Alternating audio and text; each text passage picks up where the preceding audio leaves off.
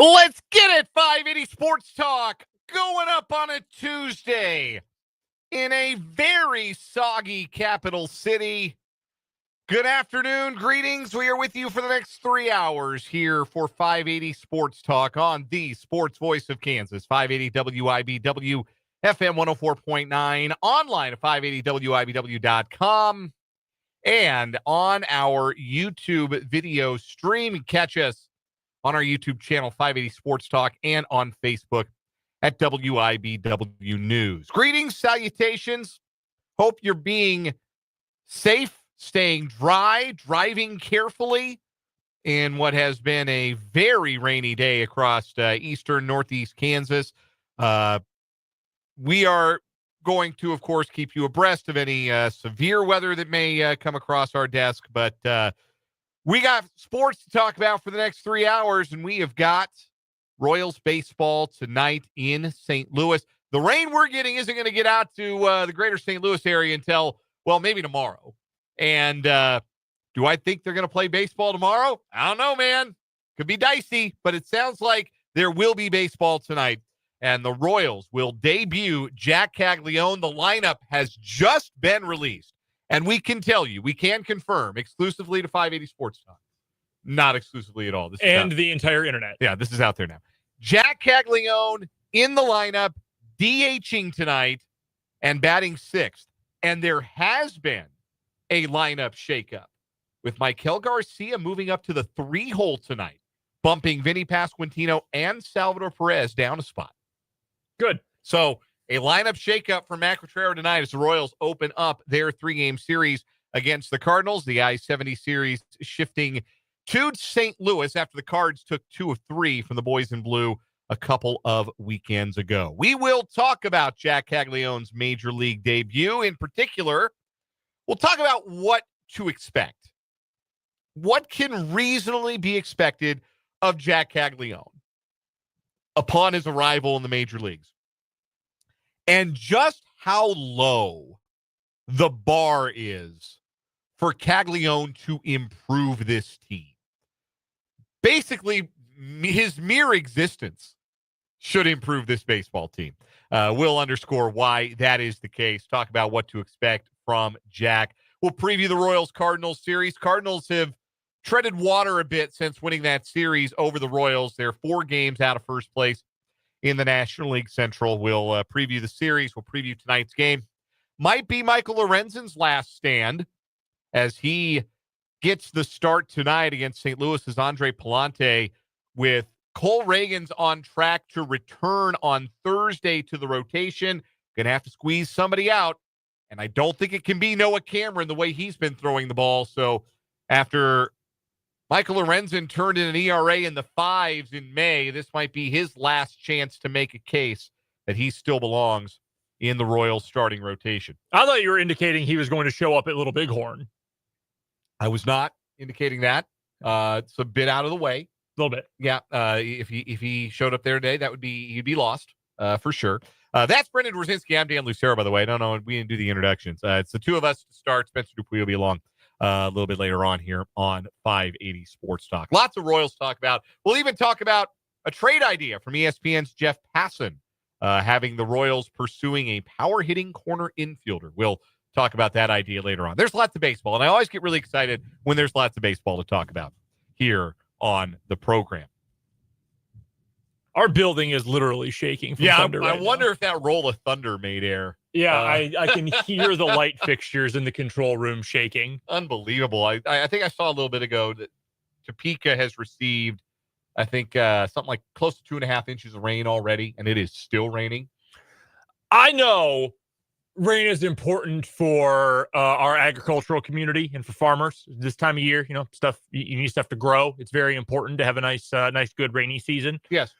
So this following comment is not about you guys. This is about me, who does not do that for a living and grew up in a much more urban, suburban area. I hate rain so much. I hate everything about rain. I don't like it. I don't like the way it makes everything wet. I don't like the way that it makes everything cold. I don't like the way it smells. I don't like any. All bad. Everything bad. The only good time it rained ever was during Super Bowl 41's halftime show. There has never once, other than that, as far as I'm concerned, never once has rain been good other than that.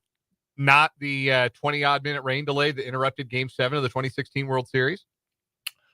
It ended up helping the Cubs. Yes, correct. That's what I'm saying. In theory, Jason Hayward could have told his teammates bleep Joe Madden in the dugout as well. He didn't have to do that in the locker room. Did you know that's what the famous Jason Hayward speech was? This has been confirmed by Jake Arrieta, among others. Jason Hayward corralled all of his teammates with the Cubs in the clubhouse during the rain delay in Game 7 of the 2016 World Series, said players-only meeting, and essentially told his teammates, bleep Joe Madden, we're going to win in spite of him. And then they did. Huh. And look, I'm very happy about Joe Madden's tenure as the manager of the Chicago Cubs. He also positive? bungled that game to bits. But they won, so it's all right. They certainly did. Like we mentioned, we'll keep you abreast if there are any severe weather warnings. We're in a flash flood warning right now. If there's anything else, we'll keep you informed. We're going to talk some KU hoops today. Bill Self and new assistant coach Jacque Vaughn met the media a little earlier today. We've got a couple of choice cuts from their press conference and talk about an interesting comment from Jaden Dawson as well that he made during some media availability out in Lawrence. And we will get the inside perspective on what's happening with the Jayhawks from Michael Swain of Fog.net, part of the 24/7 Sports Network. He'll join us for Jayhawk Weekly at the bottom of the 4 o'clock hour. Plus, everything else you've come to know and love from an episode of 580 Sports Talk, including our 580 Sports Talk headlines.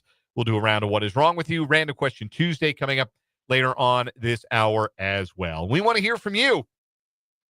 Hit us up on the text line. 785-272-9429 is the number. That's 785-272-9429. Also, if you are watching us on YouTube today, our YouTube channel, 580 Sports Talk, go check it out. Go subscribe to the YouTube channel if you have not yet. And during the show, we've got the chat open. And if you're logged in, signed in, you can interact with us and your fellow listeners as we go along on our YouTube stream. Again, the channel name is 580 Sports Talk. Christopher in the YouTube comments asks if Jac Caglianone is the most ballyhooed prospect for the Royals since Clint Hurdle's debut. I think there's more hubbub for Jack than there was for Gordon or Hosmer. I would say it's probably, and to rank them, I'd need somebody with more historical perspective than me. But Bo Jackson was a big honking deal when he came up in 1986. Bobby Witt Jr.'s debut was pretty highly anticipated just 3 years ago. How soon we forget 2022 opening day. That's true, but my counterpoint would be we knew that team would suck. And it almost muted, relatively speaking, or comparatively speaking, almost muted the hype of the debut because it was opening day. Like, there's a lot of other stuff going on opening day. It's the start for everybody. And B, like, hey, there's no buildup. There's no, this guy might save the season. It was, nope, here's our best player. Here he is. Yep. Which, it was hype. You're absolutely right. But this is a little bit different in the sense that we're 2 months into the season, and there's such a very clear and obvious need the Royals have that Caglianone, at least on paper, fits the bill for. Will it actually work out? We will find out. But it's just such a perfect fit for the Royals need someone who can mash. Jac Caglianone mashes. He's a homegrown guy. He's super young. He's only been in the minors a little bit. Everybody around baseball is taking notice and, in the media sphere as well. At least in the time I've been here, and granted the Royals haven't had many good prospects, but certainly he's the biggest deal in quite a while. And I would say certainly bigger than Hosmer, Gordon, that group. I almost lean with Starling, but that's different because he's from here. Yeah, like, and it took if he forever. I think that was more, finally he made it. That was more about his journey than it was any expectation to be this impactful player.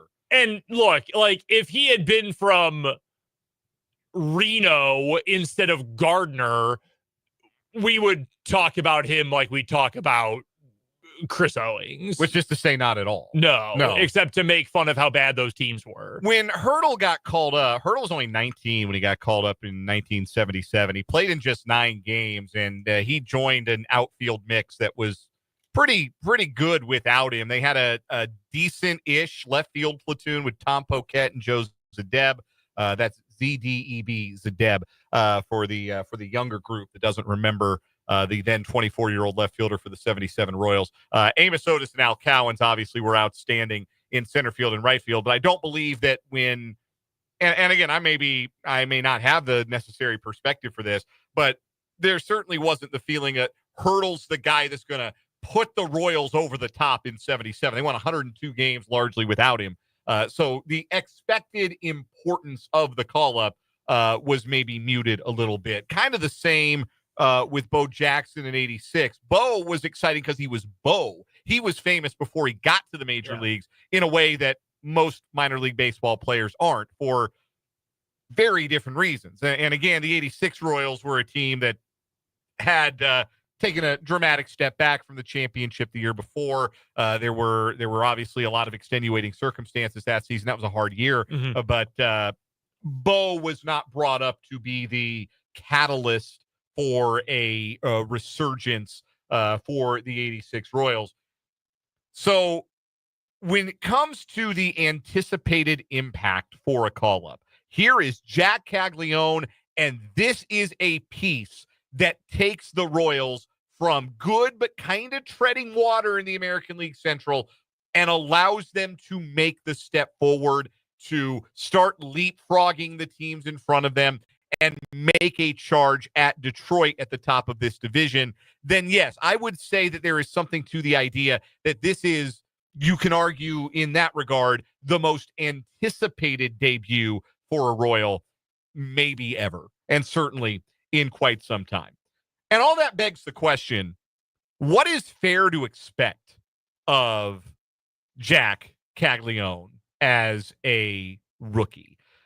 I cited Dan Szymborski's Fangraphs article on yesterday's show, and he is the owner, proprietor of the Zips projection model. There's all kinds of projection models out there. Obviously, we know Pacoda is probably the most famous one because that was Baseball Prospectus. But there's also Zips. Fangraphs has used Zips for a very long time. There's a bunch of others. There's Bat. There's Nafy. A lot of them are named after Royals. That's weird. I've seen one now. Actually, there's one out there called Oopsie, Oopsy. That's a new one on me. Never heard of Oopsie until like earlier this year. There's a bunch of them.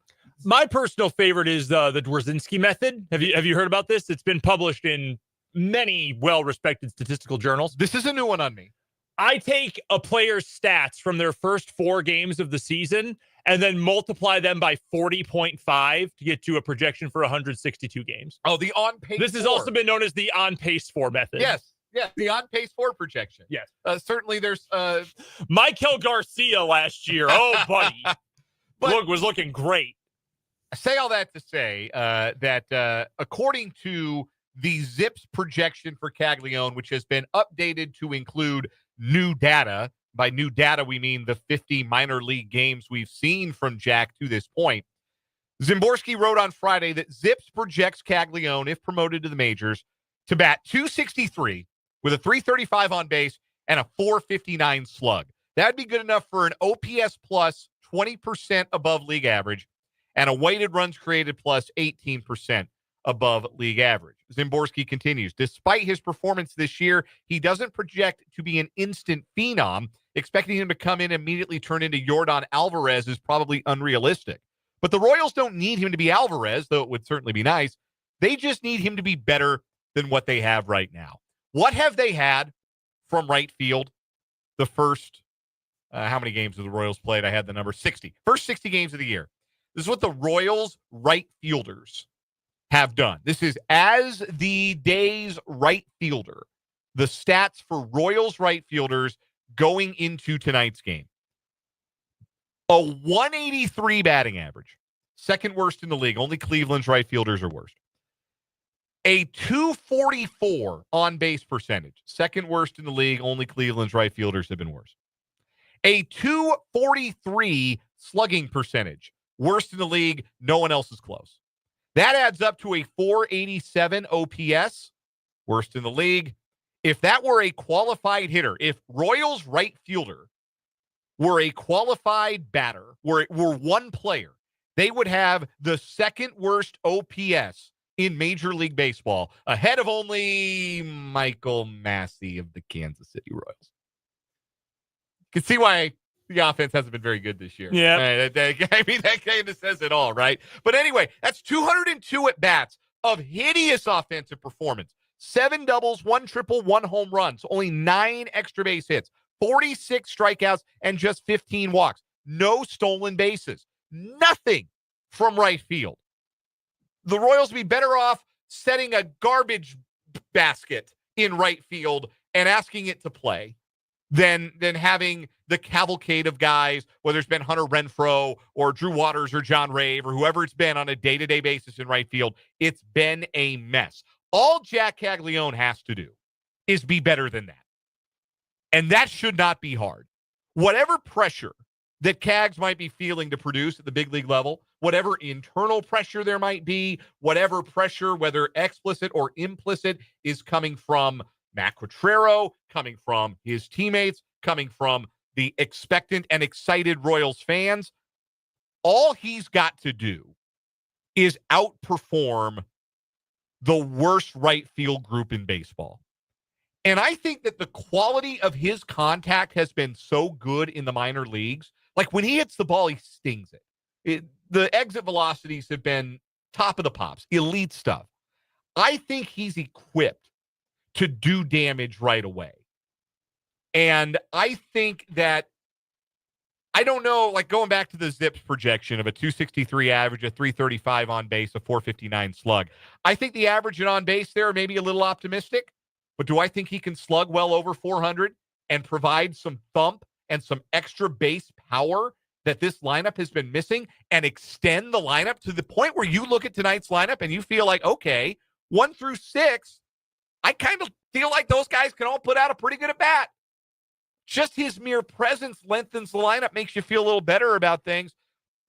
I think that the expectations for Caglianone are modest because he doesn't have to be great to exceed what the Royals have already gotten from that position. Again, he's DHing tonight, but by and large, he's going to be the right fielder.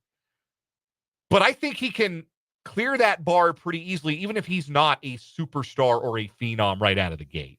No, it's kind of funny to say this about a guy with his kind of skill set, but I think of him as a floor-raising player as opposed to a ceiling-raising player right now for this Royals team. And that's a comparison and kind of an analogy that we make a lot on this show. And I think it really informs you, or can inform you, of what a player's role kind of big picture is going to be. Is this someone who can take you from, oh, this team is pretty good and they need to take some big swings and add somebody who can make them great? Or is there a better chance that they can be great because they raise up the baseline level of the team's quality? And I think it's the latter that applies to Caglianone. And usually you say, wait a minute, a big lefty power hitter is a guy who's going to raise your baseline competence. Well, yeah, again, I mean, go through those statistics that Dan just laid out for you. An OPS of, 487 through the first 60 games of the season in right field. That's abominable. It's abysmal, to say the least.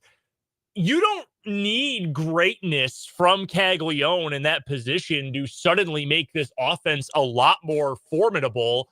I mean, if he goes out there and he posts an OPS of 710, okay, that's more than 200 points better than you're getting from right field right now. 710 would be what, like a 102 OPS plus? That's just over league average. Right around league average, yeah.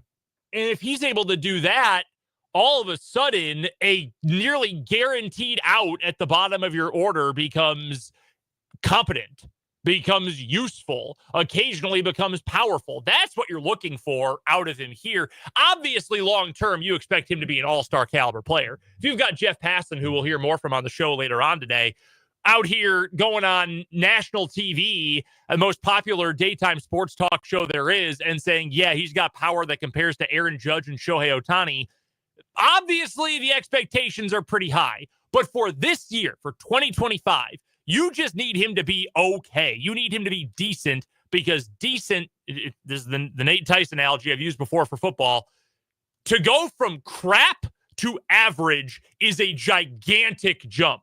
The right field production right now has been crap for the Royals. Yes. If you can get that to average, it is a major jump in competency and effectiveness for this batting order. You will take that in a heartbeat.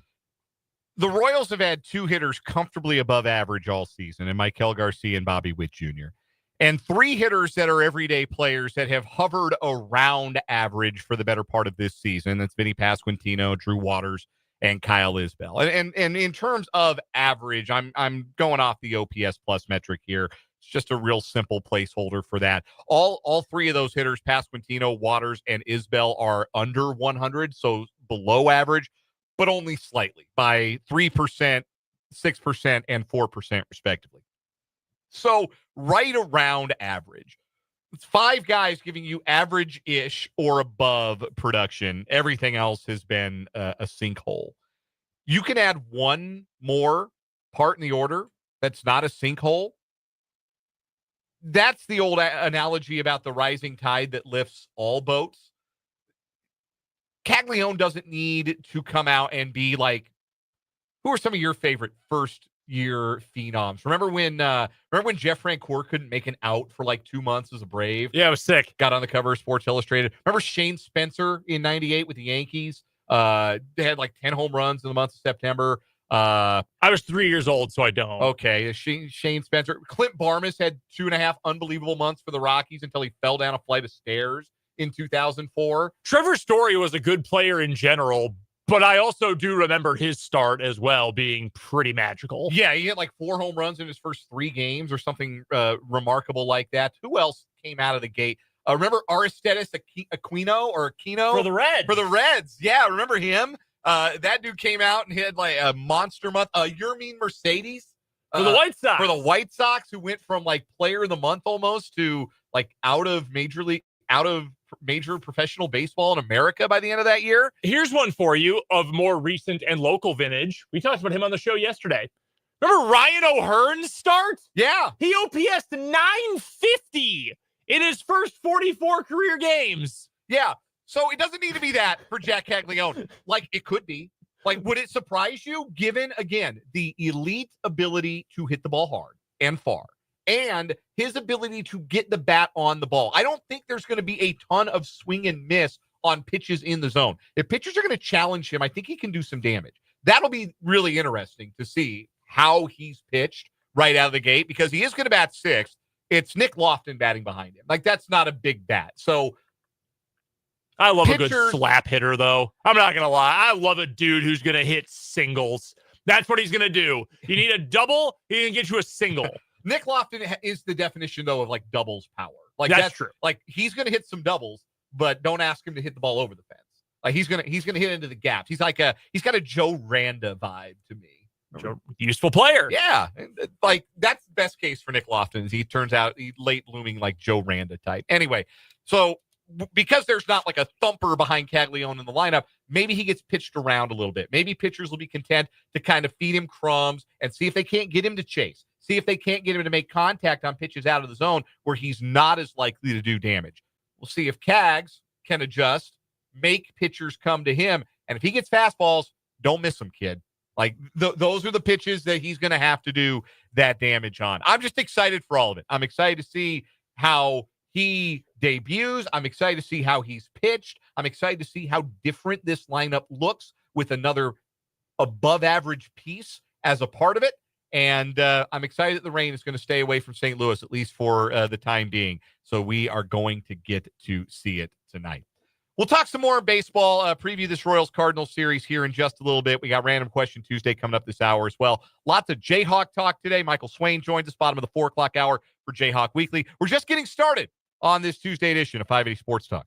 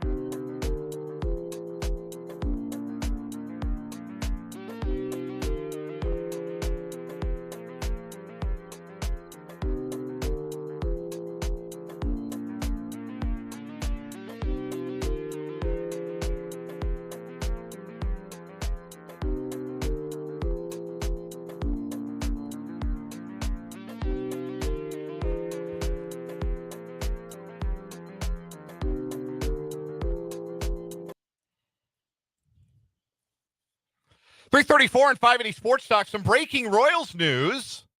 Chris Bubich, American League Pitcher of the Month for May. It's official. All he did in May was allow just 2 earned runs in 32 and a third innings. I'll save you the math. That's a .56 earned run average. Chris Bubich, Pitcher of the Month for May in the American League. It really is a great story. Like, you can lose the big picture because every start has been tremendous, and the Royals have needed him to be that good because they are just on a nice edge every night, having to win games 3-2 or 2-1. But big picture, to go from a guy who looked like he might be on the outs to a guy who looked like in a very brief glimpse at the beginning of 2023 was going to put it all together, to Tommy John surgery, to the return last year into a brand new role and becoming, for a short period of time, one of the best left-handed relievers in the American League, to back to the rotation, to now the American League Pitcher of the Month and a likely all-star. Like I right now, I mean, we can play this game later on as we get closer to the All-Star game, the Midsummer Classic in Atlanta this year. But like, how are you going to put together an American League team without Chris Bubich on it? No, you have to. He's got to be there. How many Royals will make the All-Star team? I think it will be Bubich, Witt, and Bobby Witt Witt's Jr. Gonna make Yeah. If he wins fan vote, I know you Royals fans. Yeah. And it's not. I mean, he's slumping right now, but it's not like he's been bad. No, he's. I can't even really come up with, like, I don't know. He could lose the fan vote to like Anthony Volpe or some nonsense. I don't think so. Detroit's not stuffing the ballot box for like Trey Sweeney.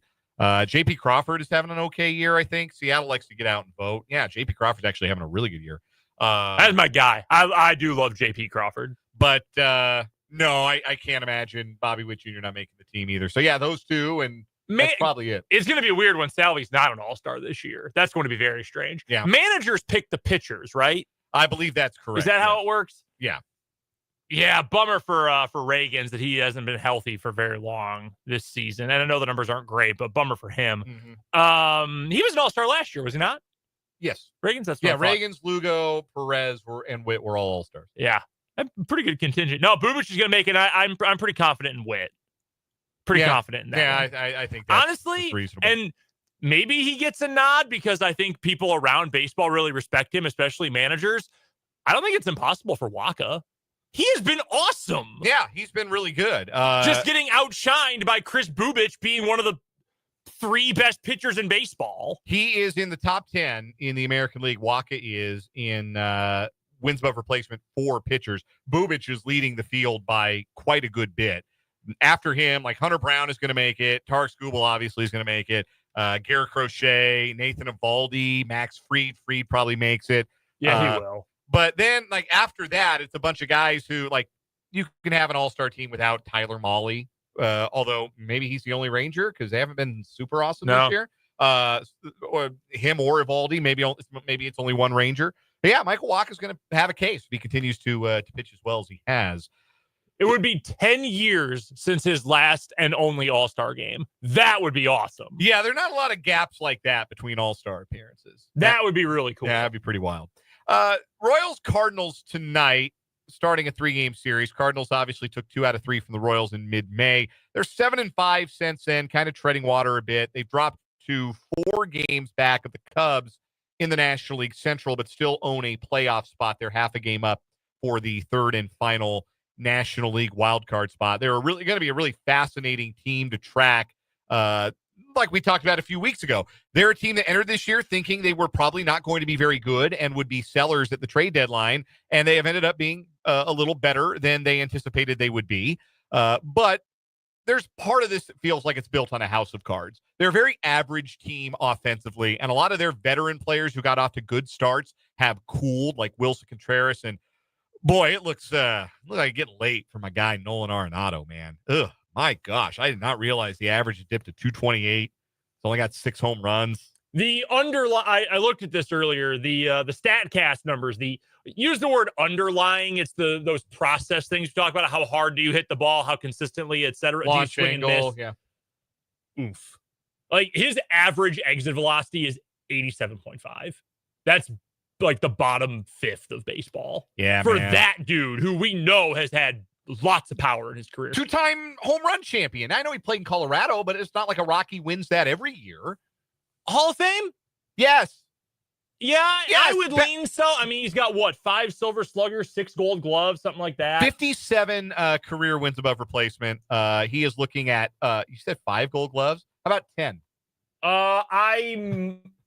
No, 5 Silver Sluggers. 5 Silver Sluggers. I think I said 6 Gold Gloves. Not 10. All the 7. first 10 years of his career, he won the Gold Glove. That is actually 1, 3, 4, 5, 6, 7, 8, 9, 10. Okay, yeah, I misread this. My apologies. Yeah. No, I mean, great glove. Yeah, but I 3-time home run champion. Oh, that's right. He did win 3, didn't he? 2018, he did it with only 38. That's kind of wild. Yeah. Dead balls. And 42 one year, 41 one year. In fact, he's broken 43 times. Yeah. Isn't that dumb? 2018, he hit 38, led the NL. The next year, he hit 3 more, did not lead the NL. He's still an above average contributor because the glove is still really good. He hangs on for a couple more years, has some average power years. He's going to get to 400 home runs. He's at 347 right now. If he gets to 400 home runs, it's not even a debate. Like I don't think there's a debate anyway, but he gets to 400 home runs with the defensive resume that he has. I mean, come on. There's 3-time home run champ. He's got the Silver Slugger. He's got the All-Star appearances. Yeah. Absolutely. How heartbroken will you be when he goes in with a Cardinal hat? Do not put that evil on me, Ricky Bobby. I'm not Dick Montfort. I'm not Jeff Bridich, excuse me. I wanted to say Bidrich, but I knew that was wrong. I didn't trade him. Hey, look, hopefully I didn't jerk him around with his contract. Hopefully there will be a time where bygones can be bygones there, because he was a much better player for Colorado than he was with St. Louis. Like, much better. Dick Montfort's death? If I speak, I will get in trouble. Not to be morbid. If I speak, I will get in trouble. Here's the other reason it feels like the Cardinals are a house of cards. We have done way too much Colorado Rockies adjacent talk on this show already, but only the Rockies strike out fewer hitters per 9 innings than the Cardinals do. Yeah, they just don't. This is not the name of the game. And they're real steady. Like, their pitching staff, they don't have a lot of like weaknesses. Like, their 5 starters have all been solid and healthy all year, which is a big deal. Their bullpen, they don't have a lot of like pronounced weaknesses. They've got a solid 9th inning guy, Ryan Helsley, MIAA Hall of Famer Ryan Helsley. They're solid, but they don't miss a lot of bats, and it makes you wonder, like, okay, how much longer can they keep getting away with this? Because they're a decent defensive team with, Arenado's a good glove, Brendan Donovan's a great glove at second, Victor Scott's good in center field, but you got to be like a great defensive team to overcome a lack of swing and miss, and that's what this pitching staff largely has. So I still feel like they are overachieving a little bit. They'll come back to the pack, and hey, what better time than now for the Royals to start bringing the Cardinals back to the pack starting tonight. We're going to take a quick break here on 580 Sports Talk. When we come back, round of Random Question Tuesday.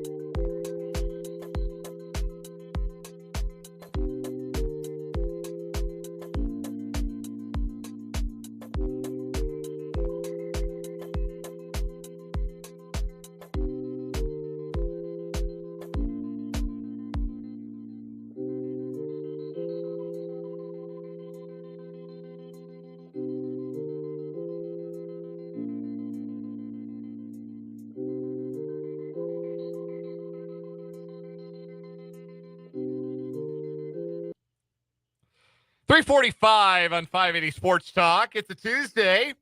Let's ask some random questions. Brendan, want a bad leadoff? I do. I always loved batting leadoff, like just playing baseball with my friends or like playing kickball or something. Because at the competitive levels, I sucked at hitting. But like if you're just lobbing the ball, I had pretty good speed. I can get aboard. I was a good leadoff guy. Anyway, for Random Question Tuesday, what sport, if you could pick any sport, would you add as an NCAA sanctioned scholarship sport? So it can't be one that's already there. But if you were in Charlie Baker's shoes and you got carte blanche to add a scholarship sport in the NCAA, what would it be? I go either cricket or curling. Interesting. Cricket is... I feel like the problem with cricket is you'd have so few like people that play it that you could add it. I don't know what the demand is in America. I don't know if curling's a good one. I don't know if you know this. India is very big, and it's a very popular sport in India. True. So you'd have to there'd definitely be some overseas recruiting involved. True. But, you could play the. But why not just stay in India? Because maybe you want to come and get an education here, if that's going to be allowed. True. Moving forward, we don't know that, but you do the T20, play 3-4 hour games. Like it's a sport I feel like could actually get some purchase in the United States if it was more visible. I remember one time going to a water park with my family when I was like 7th, 8th grade in the Chicago suburbs, and in a big field next to the park, people were playing a pickup cricket game. I've seen that in town.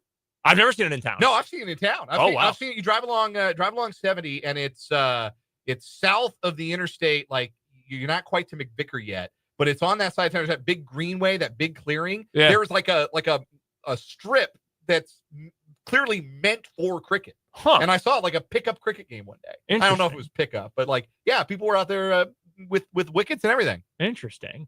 My answer to this is actually, the question's actually inspired by a video I saw on the internet yesterday. Women's flag football, without question. I think we're going to get there, like in the not too distant future.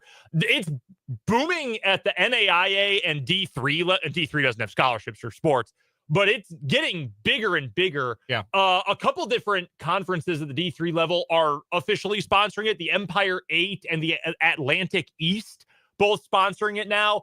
I think it is coming to Division 2, Division 1. Like, I would not be surprised if it's a sport that, like, men's volleyball is already sponsored, but there are so few teams that a bunch of D schools that have it are technically Division 1. Quincy, your friends in Quincy, Illinois. Lewis University in Romeoville, Illinois, they have it. They're technically D1 in volleyball for the men's side. I would not be surprised if we get a similar thing for women's flag football, but I do think it's coming. Like, why not? Women love football too. There are 15 states that sanction girls flag football as a high school sport. Pennsylvania, New York, Illinois, Tennessee, Alabama, Mississippi, Georgia, Florida, Colorado. That's fairly new. Arizona, Nevada, California, and Washington all sanction it as a sanctioned sport. Kansas is a state, according to NFLflag.com, that has a pilot program that it means they are exploring the addition or will be running a test season in future years to evaluate its full adoption. If you get it adopted widely enough as a high school sport, it will definitely come to larger levels of collegiate sports as an option. I think it would be super popular. The reason I would think it would struggle in Kansas, and we've talked about this with Pistol, is just we don't have a very populated state in general. Like, Topeka is a real city. Lawrence would have people. Wichita, the Johnson County areas. You just don't have a lot of places where you can play where you'd have enough kids. But, I mean, Ottawa University is good. Their team is really good. Kansas Wesleyan has it. I think someone else might in the state, too. St. Mary has it in Leavenworth. Yeah. Like, you can find, again, women like football too. Yes. There's no reason it has to only, tackle. Okay, probably just men. But on the flag side, no, I think it's coming sooner rather than later. An answer from the 785 submits Ultimate Frisbee. We also have that from Paul. That's a good one. Comments. That's a good pick. Yeah. There is Pro Ultimate out there. I actually know somebody who went to college or somebody who does play-by-play for the pro entry in Indianapolis. I think they're called the Alley Cats. I swear, like once a week, an ultimate play ends up on the Sports Center top 10. Some crazy diving catch, like once a week or every 2 weeks. Paul also submits in the YouTube comments collegiate esports. That is a thing. Oh yeah. And it's mostly smaller schools. I remember going to this was back when I did Washburn basketball with Jake LeBon, back when Southwest Baptist SVU was in the MIAA. We went down to Bolivar for a Washburn basketball doubleheader, and we saw these kids. They were in the athletic center, and they were wearing these jerseys. And I'm like, what team are they on? Are they bowling or bass fishing? What team are these kids on? It was they were esports. I have a buddy who's an assistant coach for a D3 in Wisconsin, an assistant baseball and esports coach. He's their Madden coach. Yeah, pretty incredible. It is funny. It's not a world that I've ever really been a part of, but like when you have an esports program like a high school or a college, you choose like which games you're going to play. And like you might have a guy who's really good at like Smash Brothers. You might have another one who's really good at League of Legends, Doom, or whatever it is that the kids are playing. Counter-Strike, Fortnite, or competitive whatever. Yeah. I think I might have been nice with it if NCAA football had been an esport in like 2006. Yeah, I was playing a lot. Could have been on scholarship. I was playing a lot. You have a quick one for us? Yeah. In the spirit of the Jac Caglianone debut tonight, I think we did a variation on this theme not too long ago, actually. But what was a professional athlete who you were most excited to see make a debut? Derrick Rose. Okay. That dude, I tell you what, in my 7th grade math classroom, you would not believe the arguments that my friends got in over Derrick Rose or Michael Beasley that year. It was nearly coming to blows in math class last period. I swear to you, it was legendary stuff. No, Derrick debuting for the Bulls. I mean, Chicago guy, all that. That's probably the one. Cubs prospect sucked for a long time. Like, people were trying to turn Josh Vitters into a real guy. Didn't go well. Brett Jackson. I remember all of these. Oh, yeah. You can still buy a Brett Jackson jersey on lids for like $3. That's crazy. I might do that. For me, as far as like this person debuting is going to turn the fortunes of this team, there's going to be the before this guy and after this guy. For me, that's Carmelo Anthony. So similarly a basketball thing. Baseball wise, I remember being pretty excited for Nolan Arenado. We just talked about it. Oh, yeah. I remember being pretty excited he debuted actually the night I moved to Kansas. The first night I resided in the state of Kansas was his major league debut. Wow. So that's how long it's been. Wichita, Kansas. That was Wichita, Kansas. Yep, the Tall Grass Hotel I stayed that night. Anyway, let's take a break. Come back. We'll wrap up this hour. 580 Sports Talk.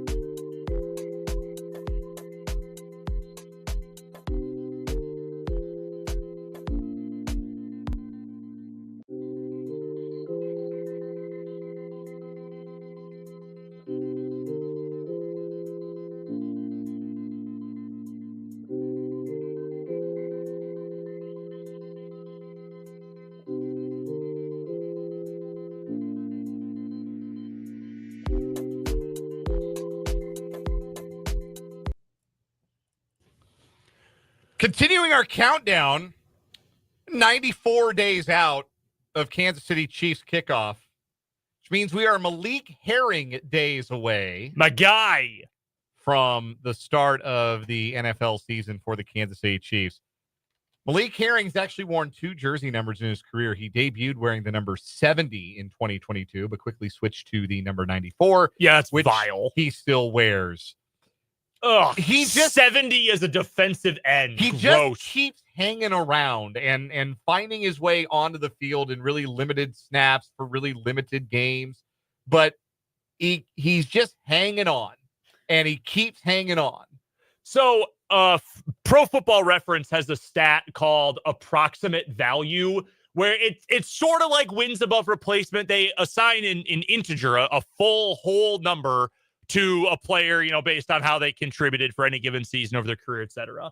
Malik Herring is tied for fourth best approximate value for a Chief to wear number 94. The players above him, Keith Traylor, Sure, with a career number of 4. Big man, defensive tackle. Ken McAllister, I got nothing for you there. a career value of 7 in the mid-80s. Number 1 from 2009 to 2013, Tyson Jackson. It was a first-round pick, I believe. I think you are correct. I think a really high pick, too. I think it was like the 3rd overall pick. Tyson Jackson was drafted 3rd overall in 2009. You know who went 4th overall in that draft, Dan? No. Your boy, safest pick in the draft, Aaron Curry. God, the 2009 draft was so bad. Dude, it sucked. After Matt Stafford, Jason Smith, Tyson Jackson, Aaron Curry, Mark Sanchez, Andre Smith, Darius Hayward-Bay. Yeah, man. That draft stunk. Awful draft. We're talking KU hoops. Next hour, we're going to hear from Bill Self and Jacque Vaughn, and we're going to talk to our guy, Michael Swain of Fog.net, part of the 24/7 Sports Network for Jayhawk Weekly. That's coming up in hour number 2, 580 Sports Talk.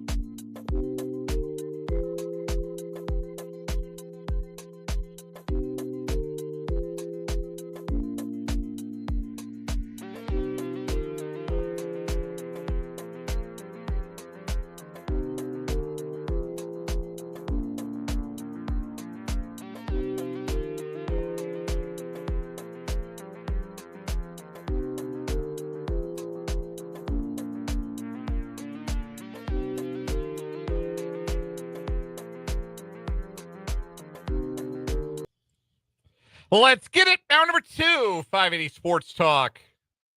Here on this Tuesday afternoon. Welcome in. Thanks for being with us on the Sports Voice of Kansas, 580 WIBW, FM 104.9, online at 580WIBW.com, and on our video stream. Catch us on our YouTube channel, 580 Sports Talk, and on Facebook at WIBW News. Dan Lucero, Brendan Wrzinski, Spencer Dupuis with you. We're with you until 6 o'clock.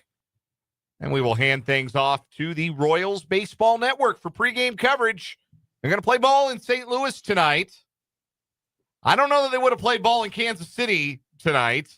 There were reports of a tornado in the vicinity of the Truman Sports Complex. My understanding, at least based on what I've been able to see, is that there was not a touchdown like directly in that area, but sounds like the Chiefs running game last year. Am I right? Oh, yeah. Hey-o! That's an early 2010s Chiefs joke right there, right? Sounds like the Chiefs wide receiver room in 2017. Am I right? Hey-o! No, like literally, yeah, that year. Was that the year that I don't think that there were no receiving touchdowns? No, 2017, the offense was good for like 11 weeks. Yeah. And then it really sucked down the stretch. 15 or 16 that, yeah, they didn't have a receiver catch a touchdown. I think it was 2016. I think it was 16. Yeah, because it was a punchline. They were a good team, but yeah, they weren't throwing any touchdowns to wide receivers. That's some sorry receivers. That was crazy. People would not shut up about it. Wild stat. Yeah. Because it's not like Alex Smith only threw like 7 touchdowns. Can you this is a lot of fun. All right, so real quick. No, it wasn't 2016. It must have been 15 because in 2016 they had Tyreek Hill. Okay, yeah, it would have been 15 because it was year after, or was it 14? Because it was definitely an Alex Smith year for sure. Yes, it was an Alex Smith year. No, it was 14. It was 14. It was 14 because it was Dwayne Bowe's last year with the team. Oh, okay. And he didn't catch a touchdown. Yeah. Then he went to Cleveland, and his career didn't last much longer than that. But yeah, that was the year. They had quite a receiver crew in 2014. This is all guys I really liked in college, like Junior Hemingway, A.J. Jenkins. Dude, A.J. Jenkins at Illinois was a problem. Yes, and then he got to the NFL, and he was still a problem for very different reasons. Most notably, he was awful. Dwayne Bowe had 95 targets that year, caught 60 of them, and did not score a touchdown. Yuck. That is incredible. I have the 2016 team pulled up. The group. So there were only 1, 2, 3, 4, 5, 6, 7 guys who caught touchdowns the entire season, which is a horrifying number. Alex Smith had 15 touchdown passes, and he started 15 games. He had 18 the year he didn't throw one to a wide receiver. Travis Kelce and Jamal Charles each caught 5. Anthony Fasano, TE2, caught 4. Joe McKnight, rest in peace, caught a pair. Niall Davis and Anthony Sherman each caught a touchdown as well. Yeah, this 16 crew, like Travis Kelce was a first-team All-Pro with 4 touchdowns, which is nuts. Tyreek Hill caught 6. Spencer Ware, Jeremy Maclin, Sharkhandrick West, and Albert Wilson caught 2 each. And Demetrius Harris had 1. That's it. Names. There were no other passing touchdowns. That's it. I think Demetrius Harris caught the one that year thrown by Dontari Poe. You are correct. Hungry Pig Right, I think was the name of that play. That was against the Broncos. Oh, man, I love that play. The jump pass from Dontari Poe. That is an iconic moment in Chiefs history. It's an iconic moment in NFL history. No, I think you're right about that, Spencer. That one transcends Chiefs borders. Like, yeah, it's one of my favorite things to go find and watch is that one specifically. 4 Chiefs attempted a pass in 2016. Alex Smith, Nick Foles, Dontari Poe, Jeremy Maclin. That's quite a group. Alex Smith was okay. You want to talk about how the league has changed even in a few short, I guess it's been a decade since 2015. 2016, Alex Smith threw 15 touchdowns to 8 interceptions and made the Pro Bowl. Alex Smith's an all-time great guy, so I have no problem with it, but that's crazy. 3 fourth quarter comebacks that year for Smith. Allow me to correct myself. Dontari Poe, Hungry Pig Right was the play where he ran for a touchdown. Yes, but he did throw one as well. Yes, he also threw for a touchdown in 2016. He threw for a touchdown and ran for a touchdown in 2016. The multi-talented Dontari Poe. Not even an offensive player. Chiefs quarterback play and passing game play had been so ass for so long. Chiefs fans were eating like beef jerky and packaged mashed potatoes for dinner. And we're like, yes, this is a feast. This is a feast made for kings. Yeah. And then Patrick Mahomes showed up and it was like, oh, you can do this? You can eat prime rib every night? I didn't know you could eat it once. Acting like cube steak was the finest ribeye they'd ever had. End of career Joe Montana was like a really solid cheeseburger. It's like, wow, I've never eaten something so delectable in my life. And then Patrick Mahomes arrived and you were having a brownie sundae with hot fudge every night for a year for dessert. Joe in the YouTube comments says Dontari Poe was a problem at the buffet table. Yeah, he was. Great line. 346 pounds. And it was. That's real ball. Christopher asking, and we can't confirm, that was Christmas Day against the Broncos. Poe threw the touchdown to Demetrius Harris. You know, we don't have a ton of anymore. There's an undrafted free agent, I think for the Buccaneers, who was enormous this year. We don't have dudes who are absolute houses of human beings anymore. Yeah, not a lot of like the 390 pounders in the NFL these days. Not a lot of Gilbert Brown. No, not many Vince Wilforks. Who is the dude? I don't think he did anything. Terrence Cody. Oh man, Terrence Cody was so good in college. He was awesome. He blocked that field goal against Tennessee. Yeah. I didn't spell his name right. I'm going to pull up his weight here. Pro Football Reference is going to give me a disambiguation page because I spelled his name. Did he not even play in the NFL? No, he was a pretty high draft pick. I'm sure he did. Here we go. Okay, I did spell his name incorrectly. Terrence Cody. Yeah, 6'4", 370.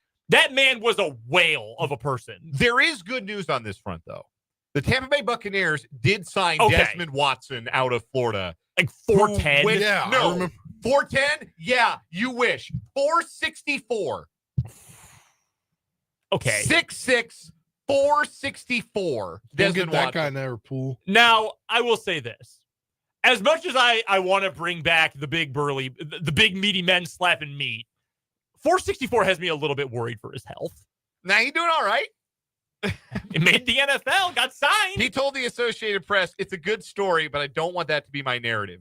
Because he would be, by a fifth grader, the largest man by weight ever to play in the NFL. He says it's a good story, but I don't want that to be my narrative. I want to be known as a football player and a good football player at that. But I guess it's nice to make history. I believe the heaviest active player is Ravens lineman Daniel Faalele at 379. Jordan Mailata is also 365. DeWanda Jones of the Browns, if you want to technically call him an active player, he's 375. Mekhi Becton's 364. Desmond Watson. You could use that line. It was the again, it's all relative, but you remember Oliver Miller? He was like, we talk about the chubby baller in the NBA. Oliver Miller was like problematically the chubby baller. He was like close to 300 pounds out there and not like Shaq size. Yeah. So back in his playing days, he was on a team and his coach I don't know, maybe it was Paul Westphal, whoever's coaching the Suns, was chewing out his team saying, "You guys have no guts." And then he pointed at Oliver Miller, says, "Except for you have two." That's tough. That's Desmond Watson. Nate Newton was 400 pounds. Yes, he was. That's extra crazy for an offensive line. Nate Newton had like a Snickers bar wrapper fall out of his uniform during a game one time that John Madden was announcing, and you can guess how that went. That's awesome. That makes me want a Nate Newton jersey. Yeah. That's sick. Nate Newton was enormous. Trying to think if there's anyone else notable who is that huge. It's hard to move if you're that big. Yes. The Fridge was 382. Yeah. That's what we called him back then. He was the refrigerator because he was that size. Yeah. But I don't think he got to 380 until like later. Like he slimmed down with the Bears. Yeah. The other thing too is that was truly few and far between. Now everyone's got a dude who's 350. So yeah, like when the Fridge played in the NFL, William Perry weighed he was listed at Pro Football Reference at 335 pounds. And that was big enough to be the refrigerator. And now that's like the average weight of an offensive line that's any kind of good. Hope the fridge is doing all right. Yeah, he had some tough times. I think he's landed on his feet a little bit though. If I remember correctly, he's hanging in okay. Yeah, there were some health issues. Yeah. He was down bad financially. He had to do that terrible celebrity boxing. Yeah, but he also had some real bad health issues. He developed a drinking problem. He had to pawn his Super Bowl ring. Yeah. There's a whole story about that. In 2018, he did an interview with somebody here, Tiger Net, down at Clemson, actually, and said that he has been able to move around better and he feels better than he has in a long time. But I hope that's still the case. I hope the fridge is doing well. Yeah, he had Guillain-Barré syndrome. Yeah, that's no joke, man. Yeah, man. He was involved in the Lingerie Football League for a bit. Wait, what? Yeah. All right. Was he was. I'm not serious. Was he coaching? I think he was. Yeah. He was definitely involved. Coming up on this hour of 580 Sports Talk, which more fat guys. We're 11 minutes into. Over 10 minutes into. We got Michael Swain joining us at the bottom of this hour for Jayhawk Weekly. Michael Swain of Fog.net, part of the 24/7 Sports Network. Today in Lawrence, we heard from some members of the KU basketball staff. We're going to play some audio from that in just a little bit. We've also got What Is Wrong With You coming up. We want to hear from you. 785-272-9429 is the telephone number to text. 785-272-9429. That is the text line. Shoot us a text. You can also comment in the YouTube chat if you are watching on our YouTube channel, 580 Sports Talk. Bill Self and Jacque Vaughn spoke to the media earlier today. I got a couple of clips from both Self and Vaughn. And I want to play this clip first. This is Bill Self talking about what exactly Jacque Vaughn brings to the coaching staff. It was a joint press conference. They're both sitting there next to each other. So it was interesting to hear both parties kind of talk about the other in the process by which a former NBA head coach becomes an assistant coach in college at his alma mater. This is what Bill Self said about what Jacque Vaughn is going to bring to the KU basketball coaching staff. I don't think you hire somebody because people like him. I think you hire only because they complement what your talents are, and he does that in a way that it brings something to us that's different than what we've ever had before. We have a college assistant coach that was a 3-time NBA head coach that's trained Kevin and Kyrie and all the different guys that I think brings immediate credibility to guys that want to be pros out there, knowing they're going to get to work with somebody that knows firsthand what it's supposed to look like. It's not just that Jacque Vaughn has NBA experience. It's who he has coached. I don't know if you know this about like today's young hooper. They love Kyrie Irving. Yes. And they love Kevin Durant. Yes. Like, that's a fact. They love those guys. It is for what wild. it's worth. I also love Kevin Durant. Yeah, I have enjoyed at times. I know. More than sometimes more than others. I've enjoyed the Kevin Durant experience as well. I know the Golden State thing made everyone sour on him. I love Kevin Durant. I really do. Unbelievable player. Like the fact that it's ultimate just hooper. Yeah. Yeah. But it's the fact that it's those guys. Yeah. And there are a lot of young players, up and coming, high school age players who idolize those talents. And now here's a guy who coached them, who worked with them. That is a boost. Like the through line with all the clips here and with the idea of bringing Jacque Vaughn onto the staff was last year, we didn't have any NBA guys. We need NBA guys in this program if we're going to win national championships. That's how you win, is you win with NBA guys. And KU had very briefly, only for a moment. It's not like they went through like a half-decade stretch where they weren't turning out NBA guys. I mean, look, Grady Dick's an established like starting player in bad Toronto team, but he's a starter. Ochai Abaji's an established guy. Christian Brown's got a ring already. Jalen Wilson, again, bad team, but he plays a lot for Brooklyn now. So it's not as though it's been a drought, but last season it was particularly notable that they did not have that level of talent. And the way you get back to your perch in the Big 12 and in college basketball is you attract more of those guys. And it is noteworthy, not just that Vaughn has that experience, but the guys that he has worked with are bold-faced names. Speaking of Jacque Vaughn, he also did get a chance to answer some questions. This is what he said when he was asked about his message to players who want to get to where Kyrie and Kevin Durant are, want to get to the NBA. This is his message. My biggest message, and I'll continue to harp on this, is there are no shortcuts. I think, and I really believe in putting in the work, and the results will come from that work. I like to do simple better, and so I don't complicate things. And so that message to the guys, I've always said, the less amount of keys on my key ring, the better off I'll be. And so we're just going to do simple better, not take shortcuts, and work extremely hard. Jacque Vaughn would elaborate on that, because the follow-up question to that was, how do you help players? Like, you talk about keeping things simple, but how do you help? What specific ways do you help guys reach their goals? And this is how he answered that question. Well, the great thing is when I accepted the job, I probably had 20, 25 calls from whether it was assistant GMs, personnel across the league. And first of all, so the direct feedback for our guys, I think, will be beneficial.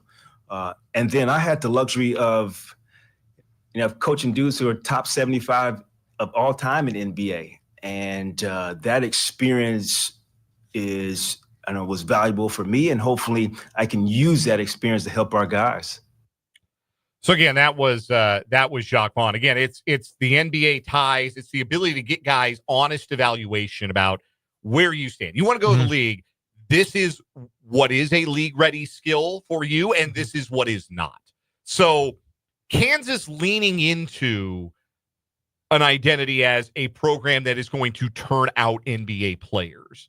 I think that's a big part of the reason that you bring a guy like Jacque Vaughn in. And ideally, and I think you see that, I mean, Darren Peterson was already committed, but the idea is you see more Darren Petersons who are willing to come to Kansas because they see Kansas as a program that generates NBA players in the same way that Kentucky's always had that rep, or did under John Calipari, and now Calipari has brought that reputation to Arkansas. But there are programs that have that NBA factory reputation. Kansas, I don't think necessarily has that reputation off top, even if that's unfair to say. I think they want to bolster that. I think Jacque Vaughn goes a long way towards bolstering that. I think so too. I don't think Jacque's going to be around super long. I'm not saying I'm like hoping he leaves by any means. Nothing like that.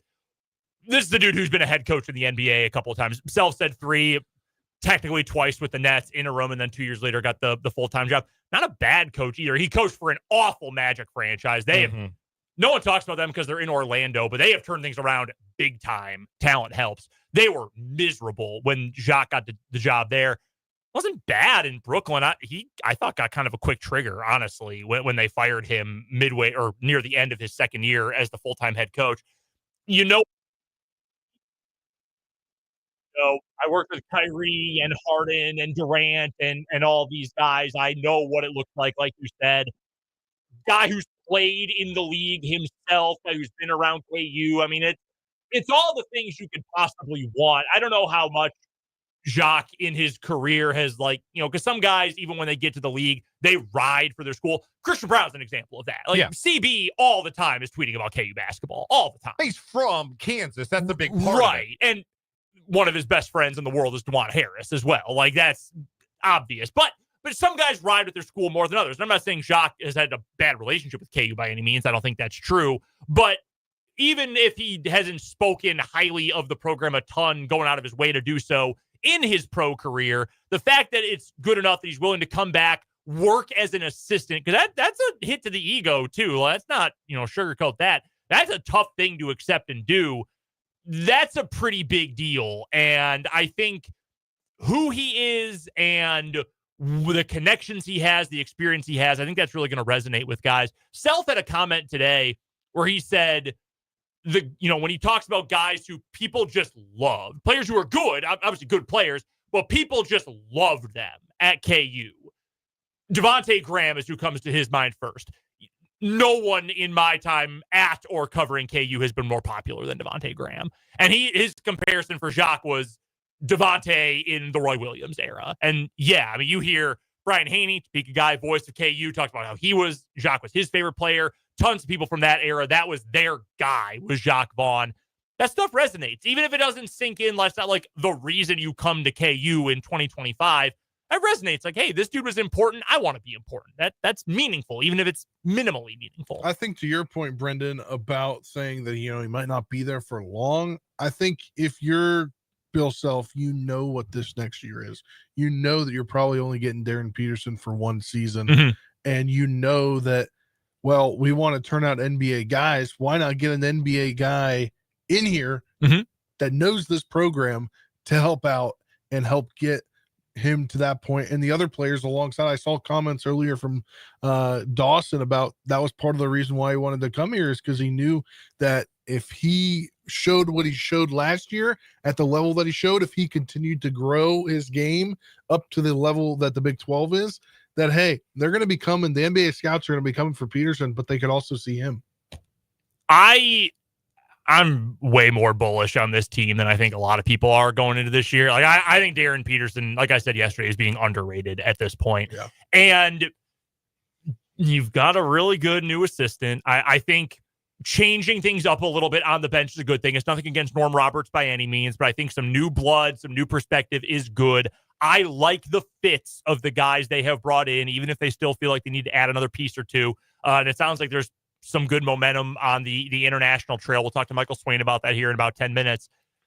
I'm excited about what this group is going to look like. The players, Spencer mentioned the comment from Jaden Dawson, which I know caught all of our eyes today.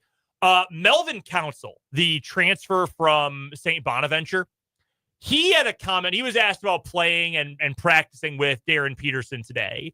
And he essentially said, yeah, he's a good player. He's nice. But all that 5-star stuff's out the window now. Like, you're here, and I'm going to work him and give him my best every single day and try to get the best out of him. How can you not love that? Yeah. Like, yeah, we're going to have dogs that are fighting with each other every single day. Not fighting like Morris twins fighting, but like fighting on the basketball court every single day to get the best out of one another. You should want that desperately right now, in my opinion, if you're a KU fan. So I love this group coming in. Add one more piece who can score a little bit, a backup big man. Awesome. Great. Let's go. We'll talk to Michael Swain from Fog.net, part of the 24/7 Sports Network, about what he heard in Lawrence today from the media availability of Bill Self, Jacque Vaughn, and all 7 of the newcomers so far to the KU roster. That's coming up in just a bit. But first, after this timeout, it's What Is Wrong With You on 580 Sports Talk.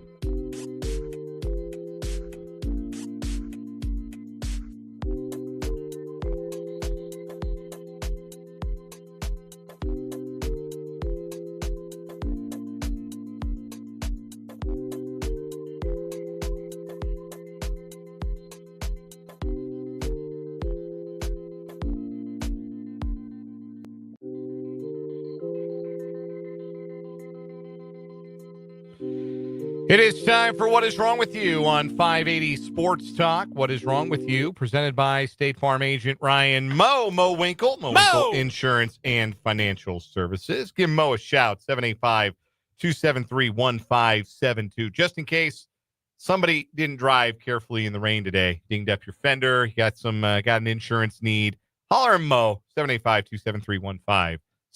Yeah, if you're going to drive down 29th to the palatial Mo Winkle offices, be careful going up the hill. You might slide down this damn rain. It's gnarly out there. I can confirm. My wife can confirm. We were up north, went to the Wheelbarrow for lunch. Shout out to the Wheelbarrow. Oh, so good. Man, that hangover just goes crazy. The Kansan Elite. Crazy. You ever been? No. Gotta go. That's a must. Yeah, that is a must. You got to be creative how you get out there because the bridge is out. But yeah, I think I'm good to get out there. You're close by. You're from that side. Yeah, you're living on that side of town. You should be fine. Anyhow, can confirm there are spots of hydroplaning. So yeah, do be careful out there if you're driving today. Anyway, two new stories today take on our current weekly champion, Sugar, Syrup, and Slashing, the woman in Louisiana who destroyed a romantic rival's car with chocolate syrup and also put sugar in the gas tank. The headline is self-explanatory. Brendan, you've got a story today. Why don't you go first? Yeah, it's a nice quick one. The old ferret in the pants. And no, that's not a euphemism. Or maybe he was just happy to see me. Police are searching for a Florida man who stuffed a $650 ferret into the front of his shorts and smuggled it out of a pet land recently. This occurred, in fact, this past Tuesday in Jacksonville, Florida. There's never been a more... This dude has a handlebar mustache. It's so Jacksonville. Security cameras captured the male suspect as he browsed the ferret section, fondled the ferret for quite some time, and then shoved it into his shorts. Security camera shows him holding the front of his shorts as to keep the ferret in place. We're going to put it on the YouTube. Keep going. This man is handling his ferret inside his shorts. Recognizing that the suspect was fleeing with the ferret, a manager gave chase but was unable to get the license plate of the man's vehicle. Described as a white work van with multiple ladders on top. The man has a unique long mustache, according to investigators, wearing a blue Under Armour shirt and navy, like the Navy shorts. Or on the shirt, excuse me. While an automated facial recognition system failed to identify the suspect, yikes, the clear surveillance images will likely result in his apprehension. Yeah, I mean, they caught him in 4K. They did. Grabbing his ferret. Hand on his ferret. Yeah, 5 knuckles on the ferret. All the way around. Very girthy ferret. We're going to be taken off the air. I just don't know why. Like, you just... Why? Just buy the ferret, man. Why are you stealing a pet? That ferret had no agency in this. That's not fair to the ferret. Hands on your own ferret. Yeah, seriously. All right, for my story today, we're going to Canada, where a man is suing his ex-girlfriend after she allegedly took their winning lottery ticket and ghosted him. Oh! The winning lottery ticket, by the way, was worth $3.6 million. Winnipeg native Lawrence Campbell filed the lawsuit against his ex-partner Crystal Ann McKay, as well as Western Canada Lottery Corporation and Manitoba Liquor and Lotteries. Campbell claimed he purchased the lotto ticket January 19th, 2024. At the time, according to Campbell, he and McKay were in a loyal, committed, and promising relationship. The lawsuit claimed Campbell handed McKay the ticket for safekeeping as he had lost his wallet. He had forgotten about the purchase until he found the ticket on the floor at a friend's house days later. Campbell scanned the ticket's barcode on his phone, and that's when they found out he had won. He couldn't believe it. They won the jackpot, $3.6 million. The couple called friends and family to share the news before heading to a Shoppers Drug Mart. A video was recorded verifying their win, $5 million Canadian dollars before tax. According to the lawsuit, somebody at the lottery corp told the couple that Campbell would not be eligible to collect the winnings because he didn't have a government-issued ID. They were advised to have McKay collect the jackpot. At a news conference on January 30th, the couple claimed the prize money in a giant check. McKay then deposited the winnings into her account because Campbell didn't have one. In the days after the win, the lawsuit alleged McKay didn't return to the hotel room she and Campbell were sharing. Campbell stated that day he set out to visit a few of her known spots where she would party, and sure enough, found her in bed with another guy. McKay allegedly told Campbell she wanted to end their relationship so she could be with the new guy, then stopped taking Campbell's calls and answering his messages, blocked him on social media, and took out an order of protection against him. Whoa! Campbell said he was given bad advice by the Western Canada Lottery Corporation, which failed to warn him of the risks of having McKay sign the winning ticket. Yeah, he's an idiot. Let's leave it at that. He is an idiot. First of all, man, how do you not have a bank account? Second of all, Yeah. like you could like withdraw money from the bank account in cash. Like, hey, let me get my cut. Like, hey, might be able to live in my bank account, but let me get my cut. Nah, man, this dude definitely would have fallen for the old wallet inspector gag. I really wanted to vote for the ferret fondler today. The man fondling his own ferret in his pants, but I'm going with this one, and I'm going with this one to win the week. Yeah, me too. He's just so stupid. Yeah. And they're gullible lottery winner. This is like bordering on the monkey Amazon gift card scam stupid. I don't have an ID or a bank account. Like, come on, brothers. 2024, 2025. Yeah, Time to get on the grid. That's bad. Yeah, that's my weekly winner pick. That's mine, too. On What is Wrong with You? Brought to you by State Farm agent Ryan Mowinkle. Michael Swain joins us next.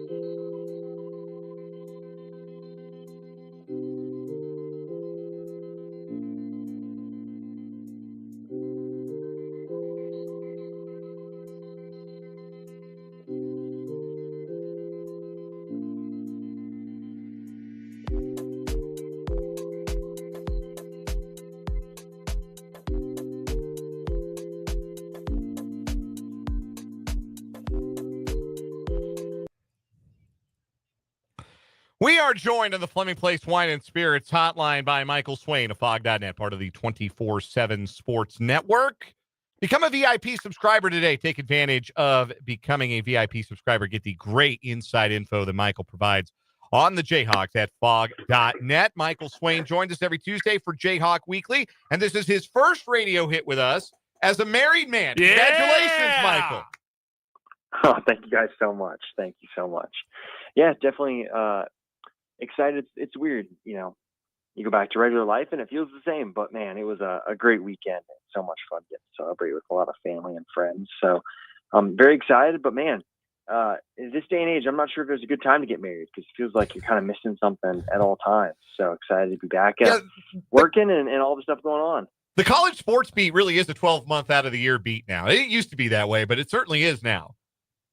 Yeah, it's changed. I was joking with someone at KU today that I think there's like a 3 weeks out of the year where you can honestly take a vacation and just get away. So it is what it is, but hey, it makes it a lot more exciting and definitely there's always a lot of stuff to talk about. Okay, we have to know, Michael. First of all, the photos were lovely. So saw them on Instagram. Absolutely lovely photos. Looked like a phenomenal day. Very happy for you guys. Were you able to put your phone down a little bit this weekend?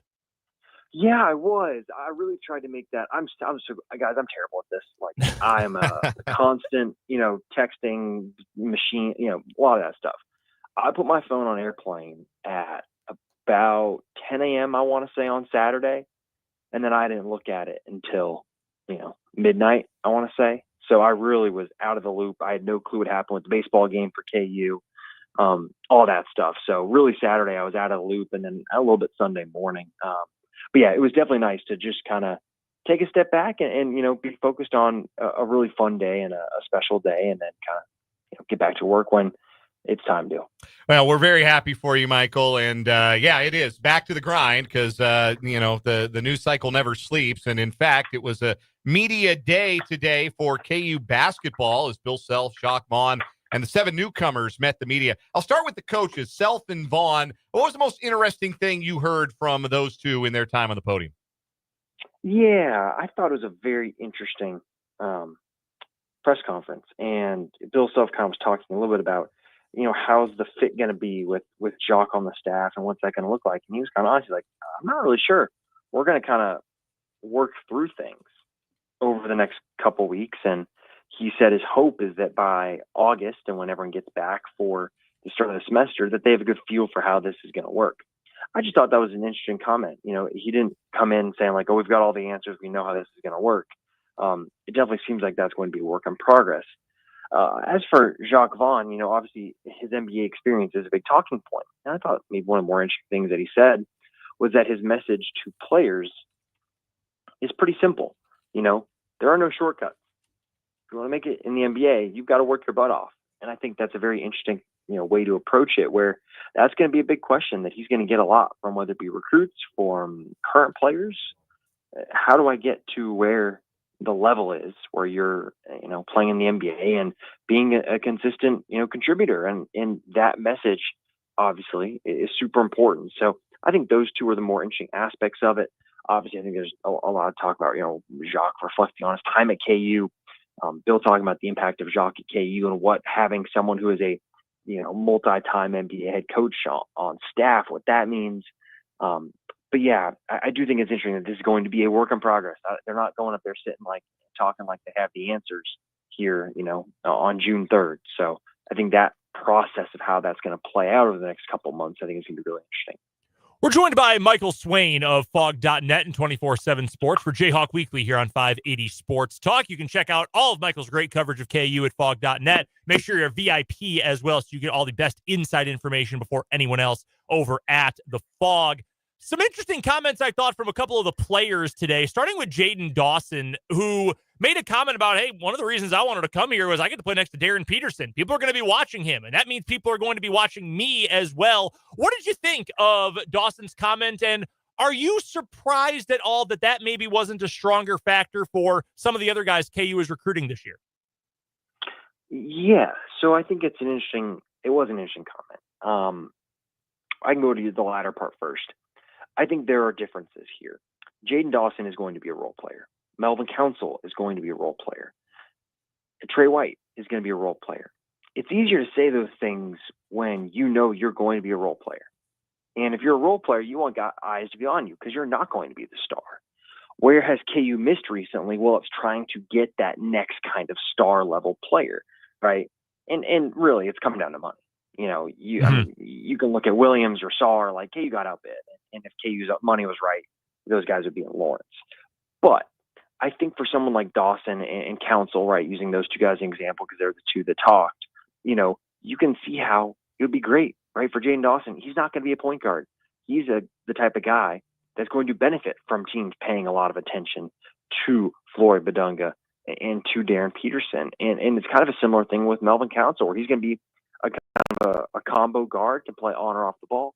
Hey, he can really benefit from Darren Peterson and the gravity he's going to have. So I think it's something that's easier said when you're on the team and you're here, when in reality, I think so much of recruiting these days, especially for these guys that are going to be difference makers at the college level, it's really a lot about money because everyone's trying to maximize their income. And you can't blame them for that, but it's just a key part of it. So I did think it was interesting, and especially, I talked to Jaden a little bit too, and he doesn't have an agent. And I thought that was really interesting because this day and age, man, you hear all about all the agents and all the backdoor stuff and all the talk and the asking prices.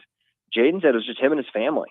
And then they relied on a high school coach and some former teammates who had been through kind of recruiting processes before.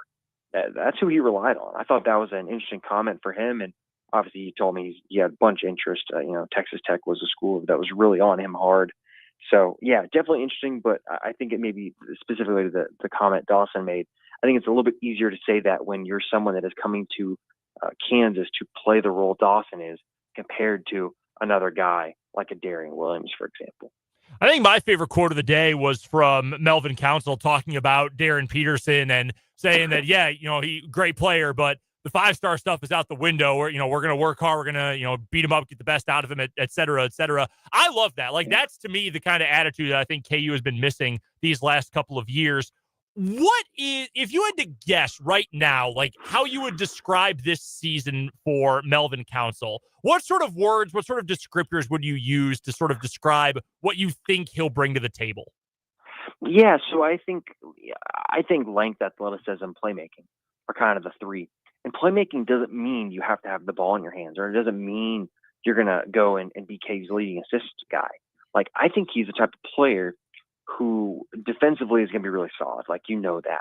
But offensively, yeah, he talked about wanting the 3-point shot to be there, but he is going to be a guy that can really help KU by cutting hard, by attacking off the bounce and creating for others off the bounce because of the way he can get to the rim with his athleticism. And I really think that he is the type of guy that is going to elevate just KU's overall athletic floor.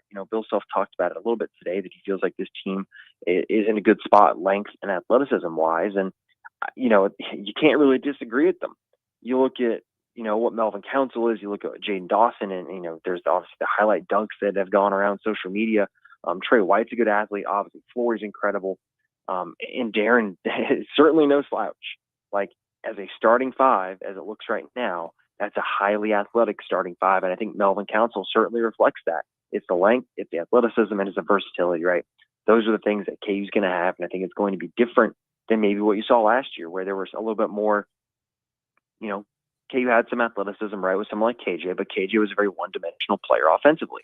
I think you'd say the same thing about DeJuan Harris being a little bit of a one-dimensional player.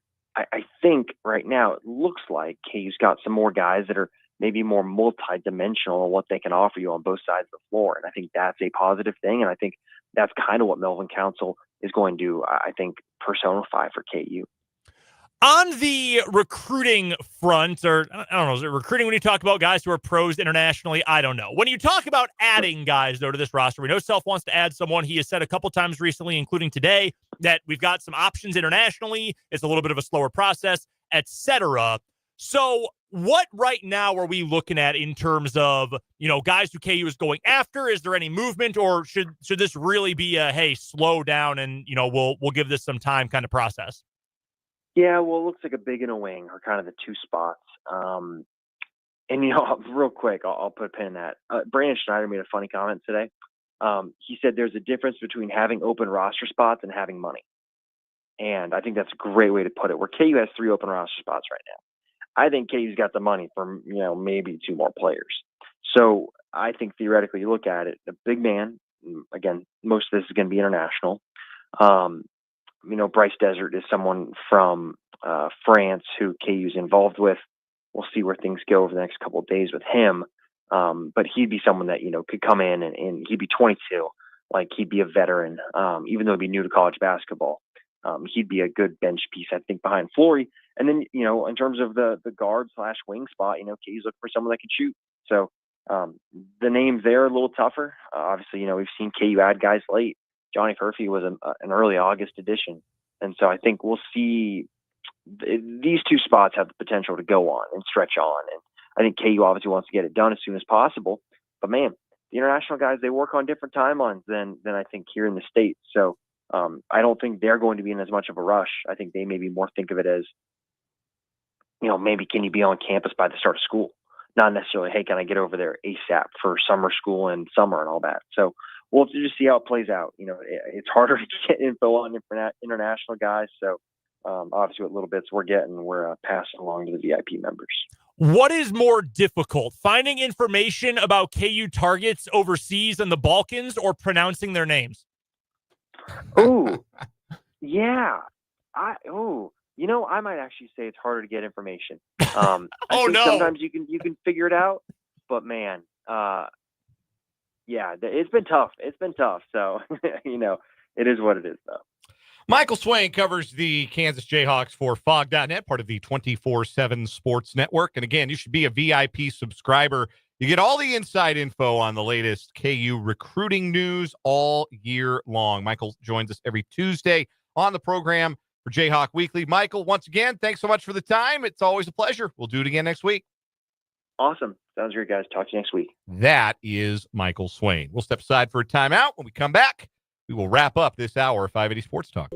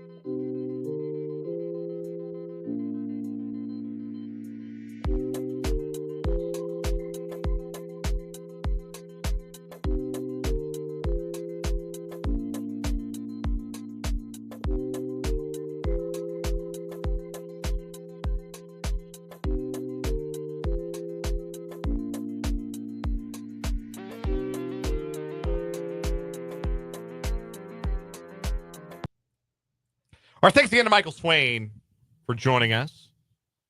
Jayhawk Weekly. He is going to get to take a honeymoon. I was a little, concerned when I texted him today. I said, man, I hope I'm not interrupting anything. I hope you're not holding a Mai Tai by a pool right now. and I'm bothering you by asking you to come on the radio with us. Because, you and I, we both took our honeymoons right away. I was out of there, brother. Next morning, my wife and I were on a plane, and I mean the morning. We woke up at 3 a.m. We were on a plane. We were out of there. We went.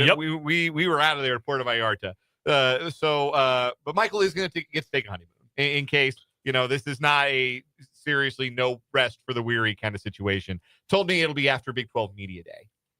Smart. So yeah, in July when those are in Frisco, the football media days. After that, he and his wife will get to then enjoy a honeymoon. He'll get a short break, and then the grind of the year starts. Yes. Well, you can argue, and I certainly would, that the grind never stops. I mean, yeah, but I mean, the grind of going to football practice every day. Yeah. Plus, Michael commutes. He lives in OP, I believe, so he drives to Lawrence. That's and let right. me tell you something about commuting half an hour every day. Eventually, it wears Johnny a little bit. Eventually, you get tired of it. A little bit. I There's a reason I now live here. Yeah, only took me 7 years. I believe it. Hey, Brendan, you got something to give away? I do indeed, Dan. Thank you for bringing it up. Coming up this weekend, Friday and Saturday, down in beautiful Marion, Kansas, just about an hour south here of the capital city. Chingawassa Days 2025, the annual family fun and music festival down in Marion. This year, Saturday night, headlined by one of my favorite bands in the country music space today, Josh Abbott Band. We've got a family 4-pack of buttons. They're tickets, but they're actual buttons that you put on. We got a family 4-pack. That's valued at $120 ahead of time, $160 at the gate. And they are yours. Yes, we're giving away a family 4-pack today and throughout the next couple of days. All sorts of fun events going on Friday, there's a free barbecue. There's a cornhole tournament during the weekend with a cash prize of $1,000 for the winners. So that is awesome. There's music, 3 different acts starting at 6 o'clock on Friday. And then on Saturday, starting at 7:30, Southall is opening up again for Josh Abbott Band. I'm extremely jealous because I don't get to go, and I really wish I was going because I love Josh Abbott Band. Again, it is all coming up this weekend, Friday and Saturday, the 6th and 7th, down in Marion. We are going to take caller number 1. It is a family 4-pack of tickets for free, $120 value for you, a family 4-pack. So call in 785-272-9429, and that family 4-pack is yours. 785-272-9429. Coming up at the 5 o'clock hour, more Royals and our sports headlines on 580 Sports Talk.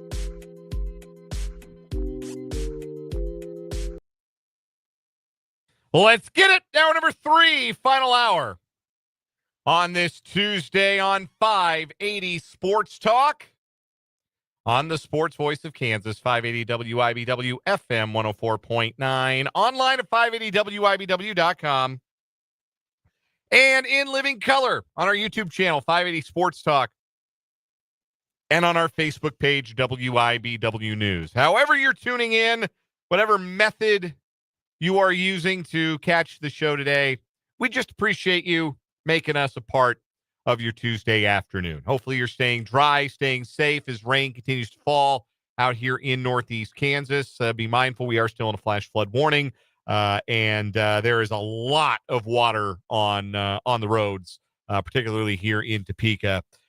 So do be careful if you are out driving around. Maybe you're going home from work, quitting time, 5 o'clock, heading on home from work. Take your time, mind visibility, mind the fact that there could be some spots that are covered by water, and get home safe if you are indeed coming home. Say the line.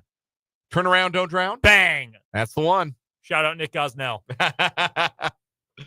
And shout out Nick Gosnell, indeed. What a guy. Anyway, we are with you for one more hour here on 580 Sports Talk today. We being myself, Dan Lucero, Brendan Dworzynski, and Spencer Dupuis. At 6 o'clock, we'll toss it over to the Royals Baseball Network for pregame coverage as the Royals open a 3-game series in St. Louis tonight against the St. Louis Cardinals. And Jac Caglianone is going to hit a ball off the Gateway Arch. Be the first one ever to do it. If he hits a home run, we're going to content tomorrow is going to be wild. Listen, he go 4 strikeouts and it's going to be content tomorrow. Yeah. That's the beauty of it. Whatever Jack does, we're gonna pick it through with a fine-tooth 580 comb. Jack talk. Yeah, for real. That's no joke. Should have saved the ferret in the pants story. No, I'm glad we're done with the ferret pants story. We're being completely honest about it. Still to come this hour, a little bit more about tonight's Royals-Cardinals game and a trade idea from Jeff Passan of ESPN.com, who wrote an early trade deadline primer. We're 2 months away from the trade deadline. He believes the Royals will be buyers at the deadline, and he floats a name as the best possible fit for the Royals, and we'll discuss the pros and cons of that particular player. Mark B in the YouTube comments or YouTube chat asked the weather in St. Louis tonight. It's not this. So they are going to play ball tonight. The storm system that is getting us a little soggy around these parts is not expected to make its way to eastern Missouri, east central Missouri until maybe tomorrow, maybe Thursday. But the anticipation is it'll be conducive to play baseball in tonight at Busch Stadium. You been to Busch Stadium? I have been outside Busch Stadium. I've been to the Ballpark Village. I've never actually been inside, though. See, I'm pretty sure the Ballpark Village didn't exist when I went. So I went to the old Busch Stadium. Mm-hmm. There have been multiple, but I went to the one that everybody remembers, the cookie cutter version of Busch Stadium. I went and saw a game there in 2004, and then in 2008, when I was in college, was senior in college, I went down to the new stadium. It was about a 3.5-hour drive from Greencastle, and I got tickets. The Rockies were in town. So I went, it was the opening weekend of the series, of the season. So I went to the second game, but the first game got canceled by rain. Like they played 3 innings and it got rained out. So the game the next night ended up being like the first official game. And I was at that game, and I have seen both Busch Stadiums, and the crowd, I would say Cardinals fans were annoyingly nice to me because the Rockies got drubbed that night, but people were still really nice. Like, come on, man, let me be sour about this. We're the defending National League champions. We're getting smoked. I don't appreciate this. Yeah, I've enjoyed the few times I've been to St. Louis. The Ballpark Village is really nice. It's a really cool area. Mm-hmm. It's not a far walk from the Dome at America's Center. Yes. Which I have been home inside. of the St. Louis Battlehawks. Yes. Home of the contending for the XFL Division Championship St. Louis Battlehawks. Hashtag cleared to engage. Hashtag Caw is the law. Gonna lose to the DC Defenders. Oh, really? What happened last time they played, Spencer? It Your was just boys a got their warm-up. asses whooped by Jacob Sailors and the boys. Hakeem Butler put belt to ass, brother. Woo! Also, I'm pretty sure the UFL championship game is there. It is, yeah, which is really unfortunate because the dome is a dump. They needed to update that when the Rams were there. They put new turf in there. Yeah, they did. That is true. This New is lighting, the too. most that any American sports talk show has ever devoted to the UFL. That's false. I don't know, man. 101 in St. Louis, maybe. They get good attendance. Like 28 to 30,000 people for spring football is amazing. Then you get Memphis, which gets like 4 children who wandered in for free. It's like slid through the gate. League looks like it's dying a slow death. They need to move a couple teams. Like Memphis and Houston have to move. It looks at Defenders are this getting around point. 15K. It looks at this point like it only exists for gambling purposes. Like that, the only reason the league exists, And St. Louis fans. yes, is it floats the gambling houses. I will say, man, I had a great time when I went to a game a couple years ago. It was, and like my wife could not I possibly believe care it, less, man. but Like it was fun. live sports are always good money, and the more people that are there and are engaged, the more fun you're going to have. It felt, and I know it's technically professional football, but it did have a little bit of a minor league base. Like they did a lot of stuff with the crowd in between quarters and whatnot, and the fans were really into it. But there wasn't a lot of stress, even though the game went to overtime. Like it was fun. It was a cool environment. Oh, I'll kill myself if the Battlehawks don't win. If AJ McCarron does not start today, I'm going to eat a cyanide capsule. He's not even on the team. I don't get the. You know who is? You know who the starting postseason. quarterback is? Max Duggan. Wow, good for him. Hey, do you know why the last time the Battlehawks played the Defenders, that the Defenders lost? Because they're ass. Because they didn't play their number 1 quarterback. They rested him. Yeah, my boy, Jordan Ta'amu. Yeah. All I right. flipped to the game and he wasn't playing, and I was like, oh, they rested him for the championship game. That is entirely enough UFL talk. I don't know if the pick your ticket contest would send you to a UFL game of your choice. Well, not a postseason game. Not That's a all that's postseason left. game. It'd have Yeah, to be That's all next- that's left. It'd Yeah. have to be But- next spring. But again, this is more knowledge about the league. I barely was aware they were still playing games until I saw something viral the other day. 580 WIBW wants you to pick your ticket, see your favorite team, home or away, with VIP accommodations, airfare and hotel included in the continental U.S. to any major sports league's regular season game. That's any sport, any team, any game. You want to go see a game at Busch Stadium? We got it. You want to go see a game in Seattle? Sure. MLS? Why not? NASCAR? Let's do it. Any sport, any team, any game, you pick your ticket, we'll send you and your +1. Enter to win at 580WIBW.com. And if you go to our live stream on our website, if you click to listen to the stream, there'll be a bonus keyword before the stream starts, and you can use that keyword to get extra chances to win. That's the Pick Your Ticket contest, 580WIBW.com to enter to win. I would go to a Packers game. You've been to Lambeau. I've been to Lambeau, But I you- still go to a Packers Do game. it again? This is like I've said this before, like the video game thing. Oh, man. Remember Madden 04 playing with Michael Vick? No, because I play with the Packers every time. I'm always going to be a mark for my favorite teams. Always. I'd go to LA and go to Dodger Stadium for the first time. Okay. That's a good one. I've been Good Dodger there. dog. I went there in, I was supposed to. trying to remember, it was 2000 or 2001. It was a summer vacation, and Get a Dodger dog? 2. Hell yeah. And so we got to get a little bit of a behind the scenes tour. My dad's one of my dad's college roommates at the time was working for the LA Times, so we got to go up in the press box, and we got to go down. We got to see kind of the parts of the stadium not everybody gets to see during a game. Certainly, kind of a little bit of a walking tour. We were down in that VIP area behind home plate, like kind of the like if you've been to the Crown Club at Kauffman Stadium, you know that it's in close proximity to the clubhouses. Yep.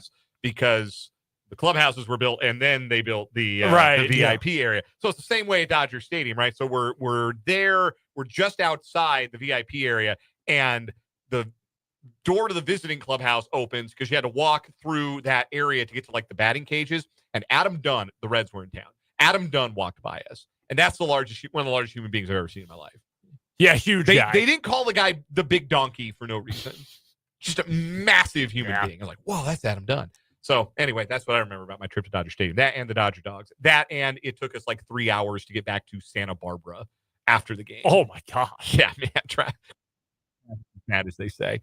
Anywho, let's get to the 580 Sports Talk headlines. Let's do to it. begin this hour. More Royals baseball in a bit, but let's get to our headlines. And let's start with this headline from NCAA.com. Texas Tech ends Oklahoma dynasty. We told you to watch it. Hopefully you heeded our call to watch Nyjah Kennedy and the Texas Tech Red Raiders take on the Oklahoma Sooners, because boy, did it deliver on the drama. Kennedy carried a shutout into the 7th inning, and it was all set for the Red Raiders to defeat Oklahoma, advance to the championship series, and end Oklahoma's run of 4 straight softball national championships. But with 2 outs and an 0-2 count and the 9-hole hitter at the plate, Nyjah Kennedy did the one thing you can't do at any level of any stick and ball sport.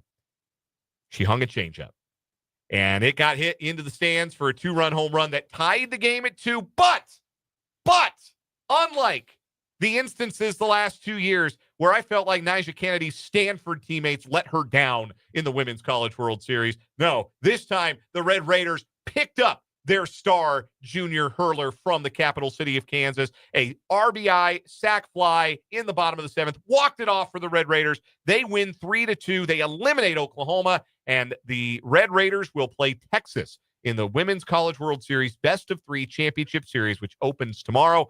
Either team, by winning, would win their first ever national championship in the sport.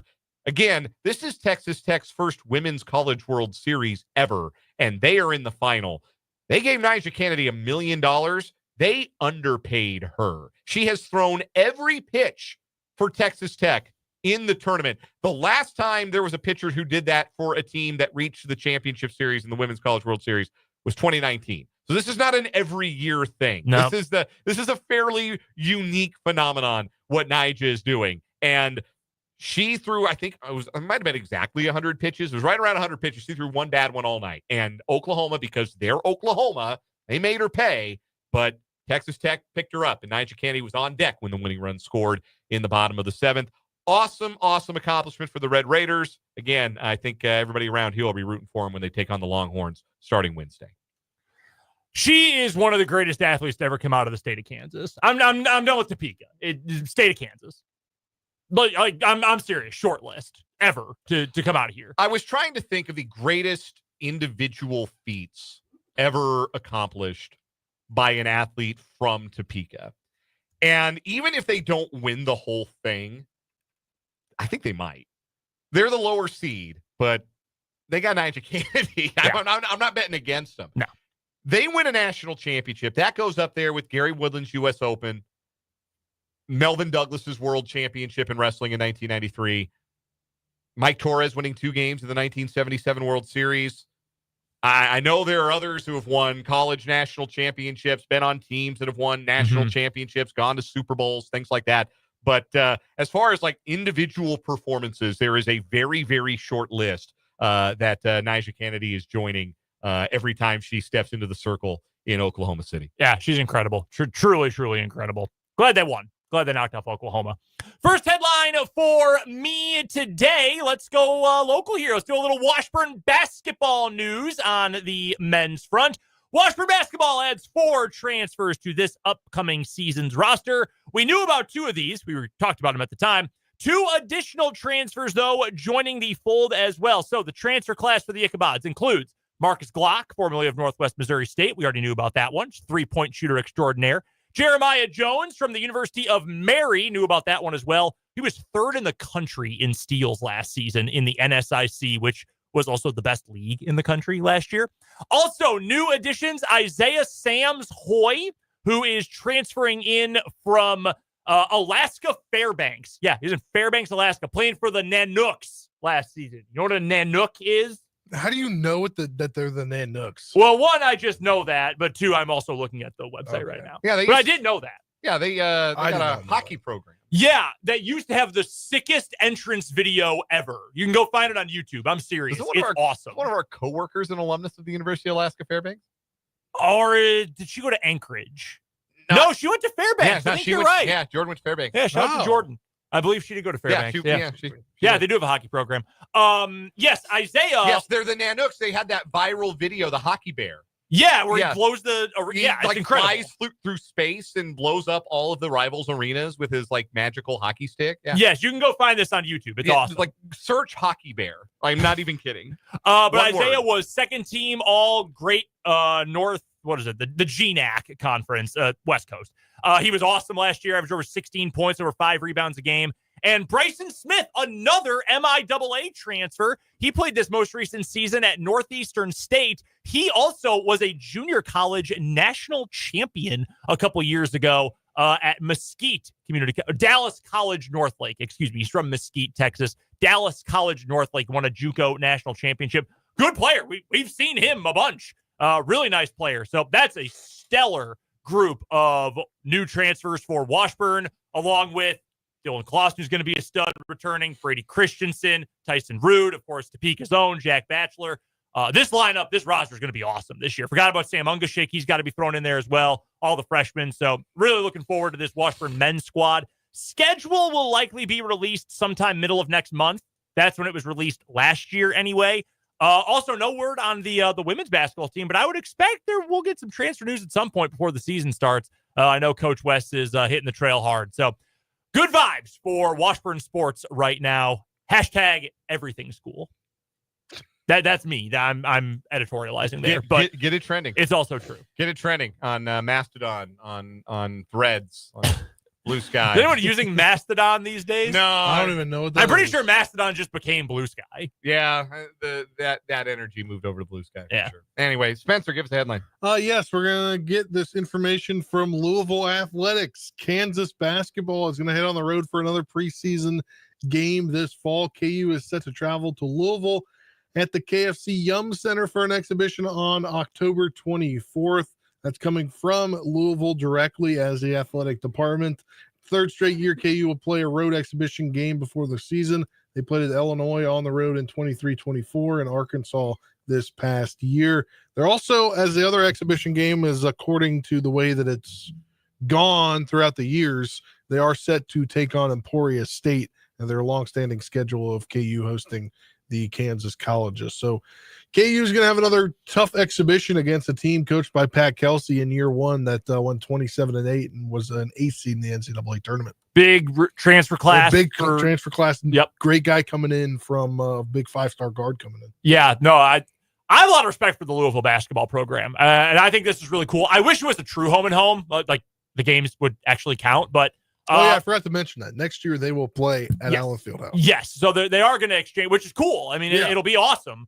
I wish these games would count for records, but cool. More of these exhibitions are neat. The one caveat is that KU and K-State keep the D2 games. I think that, and I am inherently biased given, calling the Washburn games, but I think that is really important for the state and for the D2 programs, for Washburn, Emporia, Hayes, and Pitt. I think that's a really big deal that those games get to stay. So as long as you play one of those for both KU and K-State every year, awesome. Let's do it. Let's keep the headlines rolling here on 580 Sports Talk. Let's get through another couple of headlines. We told you about college softball. How about college baseball? The super regional field is set. 16 teams remaining. 9 of them are national seeds. So there were 7 upsets in the field. And 2 of the teams that are playing on are teams from the Big 12. So the matchups for the super regionals, Louisville and Miami. Miami knocked off a national seed, 16 seed Southern Miss in a winner-take-all game yesterday. The 8 and 9 seeds, Oregon State and Florida State, will play each other. Number 5 seed, North Carolina, will host Arizona, who got hot late in the season, won the Big 12 tournament, and won their regional. The number 4 seed, Auburn, will host number 13 seed, Coastal Carolina. Number 15 seed, UCLA, will host UTSA, the surprise winners of the Austin regional. Duke will take on Murray State, first ever super for the Racers, who held off Ole Miss in Oxford in a winner-take-all Game 7 last night. West Virginia will play 6 seed LSU, and number 3 seed Arkansas will take on number 14 seed Tennessee. There's also this headline from the Tennessee-Wake Forest game yesterday, where Wake Forest baseball coach Tom Walter has apologized for what appeared to be an anti-gay slur caught by television cameras during the NCAA regional game against Tennessee, saying that while he does not remember the specific moment captured on video, quote, "That language doesn't reflect my values or the standards of this program." It is quite obvious that he refers to somebody off camera using the F slur that is recognized as an anti-gay slur. Wake Forest Athletic Director John Curry, old friend, said that he was surprised and deeply disappointed, calling the incident completely out of character for him. Anyway, immediately following Walter being shown on camera using that slur, a Tennessee batter hit a 2-run home run. His team lost 11-5. So I love that. I don't remember that exact moment happening. I've shared this before, but when I was in 8th grade, I think, I had gotten in an argument with someone at school, and on my way out of the building, I kicked the door open, and it spiderwebbed a little pane of glass at the bottom of the door. And I've not heard this story. You've never heard this? Oh, yeah. So a day or two later, I'm walking to class, and the assistant principal stops me, and he goes, "Hey, Brendan, how are you?" I said, "Oh, I'm good." Well, I don't remember his name. And he said, "Hey, do you remember possibly kicking a door the other day and breaking some glass?" I was like, "No, I actually don't." He goes, "Are you sure? Because we have it on video." And suddenly I remembered it. So I'm sure somebody would love to show Skip the video captured by ESPN cameras in 4K of what he said. I'm going to be honest with you. I would not ever use that word, period. No. But the whole, that does not represent my values. I would so much rather you grow a freaking spine and say, I said it because I meant it. Yeah. I think it was about the ump, because he had been arguing with the umpire right before this happened. I think he said it about the ump. Like, you know what? I think that of that ump. I think he's a bleep, bleep, bleep, and I meant it. At least, you're keeping the mask off. At least. Reflection, then why did you reach for that? Why'd you say it? I don't care if it's in the heat of the moment and that's what you reach for, that it is 1000% indicative of your values, that word is entrenched in your vocabulary enough that in the heat of the moment, when you are sputtering angry in a competitive moment, that's the word you reach for and that you go get it. Like when what was the NASCAR driver that dropped the hard R? Kyle Larson. Dropped the hard R during the iRacing, doing the e-racing during the pandemic. Like, you don't just blurt that out of nowhere. That doesn't come from nowhere. Those words do not come from nowhere. Those are carefully chosen. Those are a part of your vocabulary for a reason. Now, they should not be. No, they shouldn't be. Not for a decent person, they shouldn't be. Remember when Myers Leonard used a anti-Semitic slur? Yes. Dude, nobody says that word. Absolutely no one, unless you have horrible thoughts about that group of people. Yes. And I didn't know what it meant. Dude. Yes. What do you mean? It's not a defense. So yes, I would much rather be honest about it. Yes, that word is a part of my vocabulary. I understand that it should not be. I will take some steps to make sure that it is not part of my vocabulary in the future. That's a good apology. Yeah. Don't give me I don't remember saying it, but if I did, I didn't really mean it. Yeah, if I did. You meant it. You sure as hell meant it, because that was the word that you defaulted to in a moment of stress, in a moment that was heated.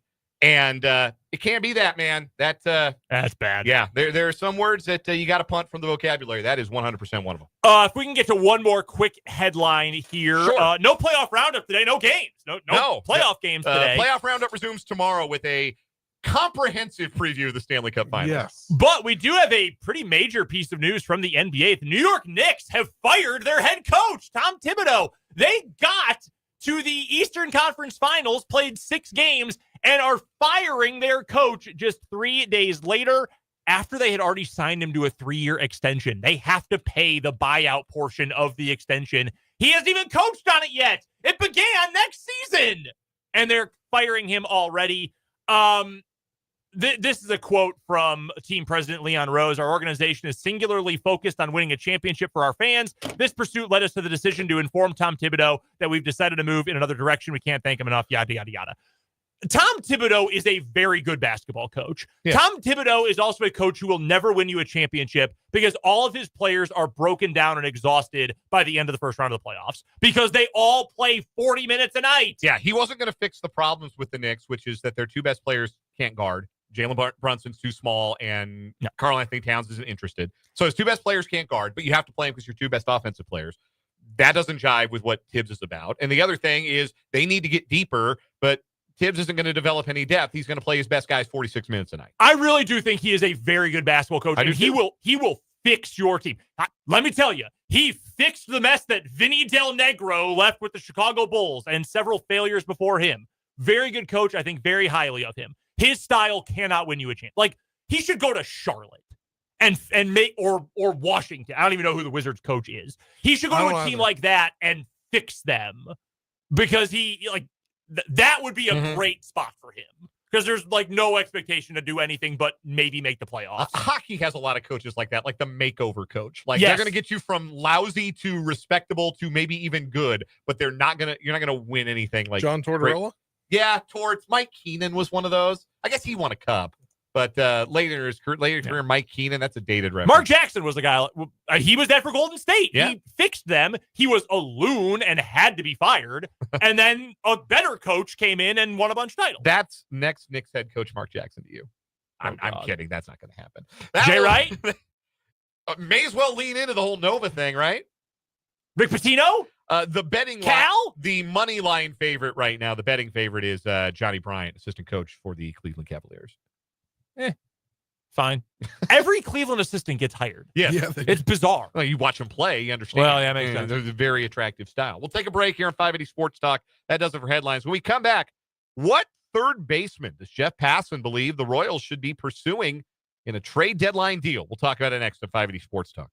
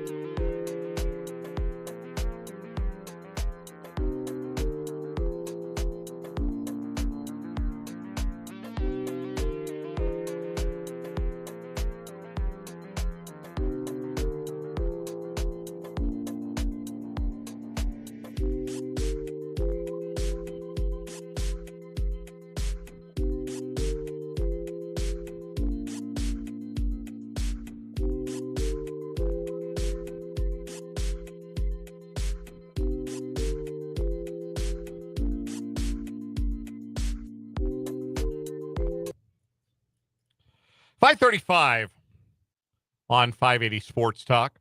Royals and Cardinals, 6:45 first pitch. Pregame at 6 o'clock here on 580 WIBW FM 104.9. Jac Caglianone in the lineup tonight. DHing. JJ Piccolo, the Royals GM, saying that's to make at least the first day of his acclimation to the major leagues a little bit smoother, not make him worry about having to play the field. So take something off his plate. DH tonight and bat 6. We'll get more into tonight's game in just a little bit. But with the trade deadline now looming at the end of next July. Jeff Passan of ESPN wrote a trade deadline primer for all 30 teams with a suggestion of which player is most likely to be traded or which player is the best fit for teams who will be buyers. And he believes, and I am with Passan on this, that the Royals are going to be buyers. He writes, they expect to be busy come July in taking what right now is a good team and making it good enough to get deep into the postseason. And he suggests that the best fit for the Royals is Arizona third baseman Eugenio Suarez. Here is what Passan writes about Suarez. Adding a power bat like Suarez would let Kansas City manager Matt Quatraro toy with different lineup variations. Regardless of where Michael Garcia and Jonathan India wind up playing, pairing them with Bobby Witt Jr., Vinny Pasquantino, Salvador Perez, Jac Caglianone, and Suarez would make for a representative lineup. And considering the way the Royals have hit this season, that would be welcome as Kansas City looks for the same sort of magic it rode to a championship 10 years ago.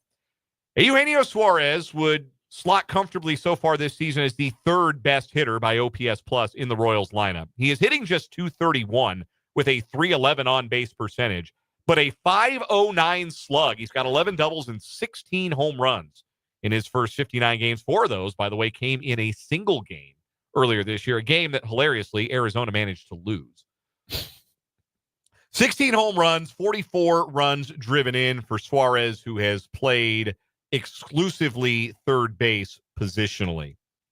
He's 33 years old. I believe he is coming up on the end of a 2-year deal with the Diamondbacks. He's owed $15 million this year. So by the time the trade deadline rolled around, he'd probably be owed about $5-6 million of that. So the cost would not be particularly prohibitive given the quality of power bat that you're getting. You're also getting, in addition to dingers, you're getting great vibes with Eugenio Suarez, who is well known around the league as one of the best clubhouse guys in the game.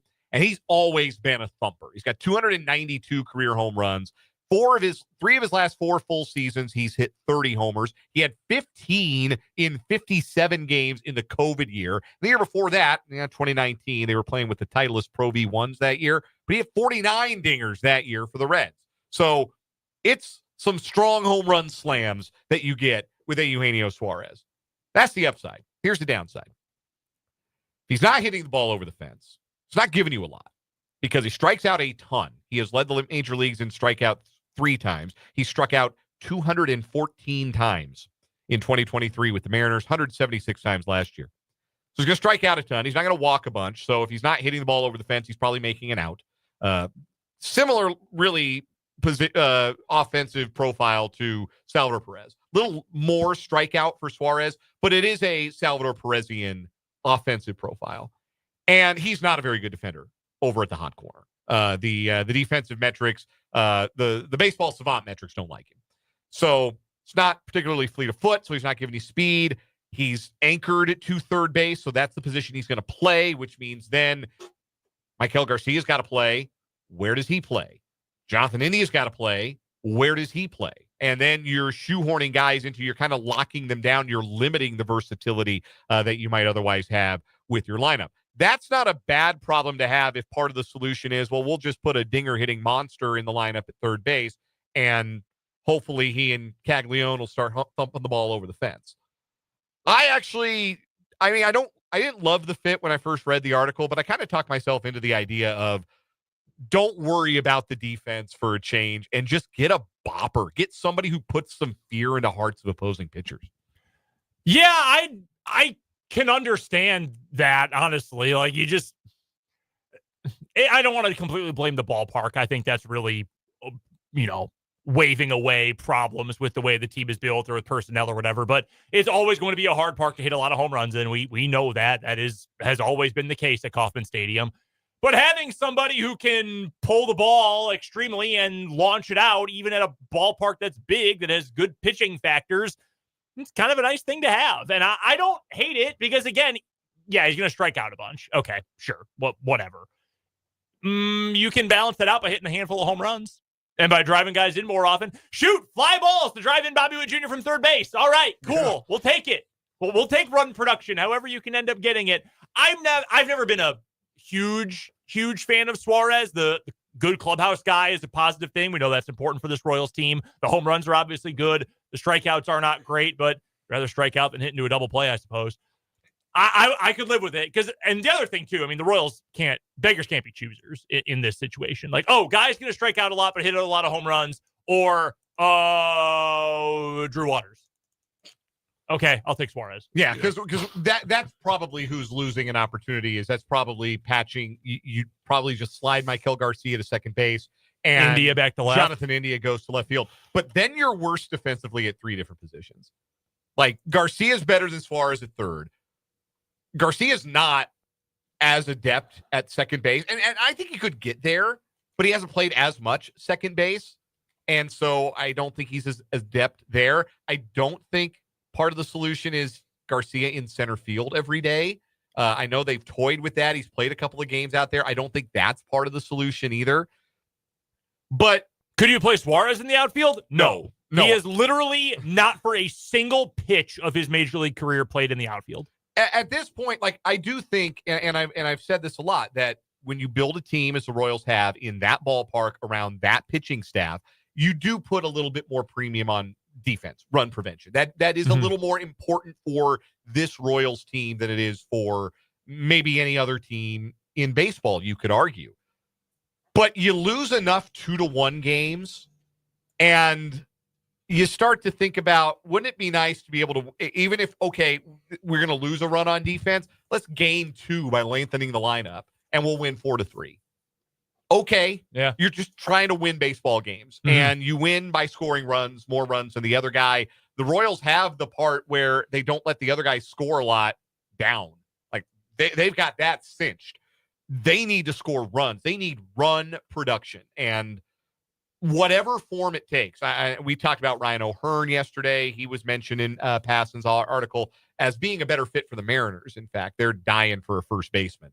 But it's just any kind of big power the Royals would take, any way to lengthen the lineup. Because even right now tonight with Cags in the lineup, you still feel like 7, 8, 9 is, I'm going to run to the restroom while these guys are due up, because I don't expect a lot from these guys offensively.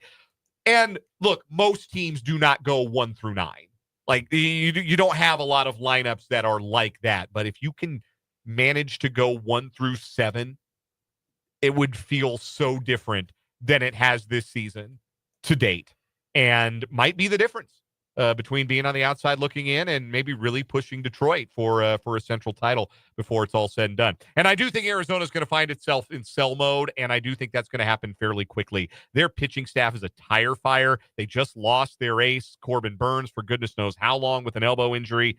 They rake, but like, they're the bizarro Royals. Like, the Diamondbacks offense with the Royals pitching staff would be the best team in baseball. Yeah. I Unfortunately, not how it works, but I've been pushing for contraction. Yeah, I watched the Rockies. I've been pushing for their contraction all season long. They won last night. I should give them a break. Anyway, we'll take a break ourselves. When we come back, Michael Lorenzen is in his last stand, and one last thought about Jac Caglianone's debut when we come back on 580 Sports Talk.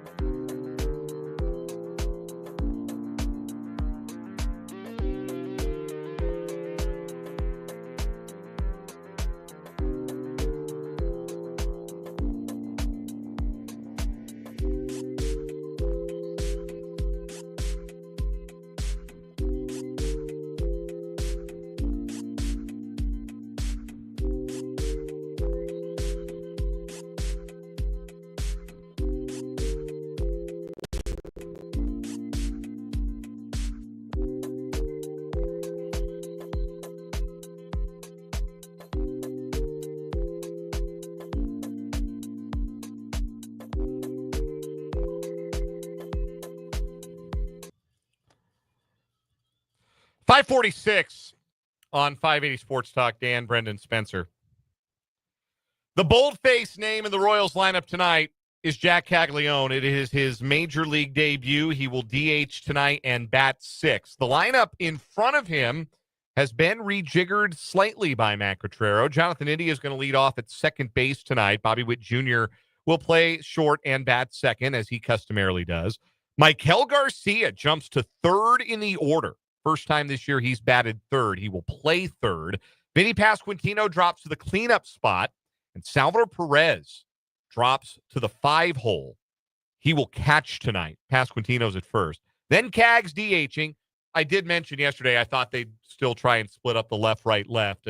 Matt Quatraro really likes to do that. So that's what they're doing. Pasquantino, the lefty, Perez, the righty, batting fifth, then Cags batting sixth. Nick Lofton gets the nod in left field tonight. He'll bat seventh. Drew Waters bats eighth in right field. Kyle Isbell, the center fielder, batting ninth.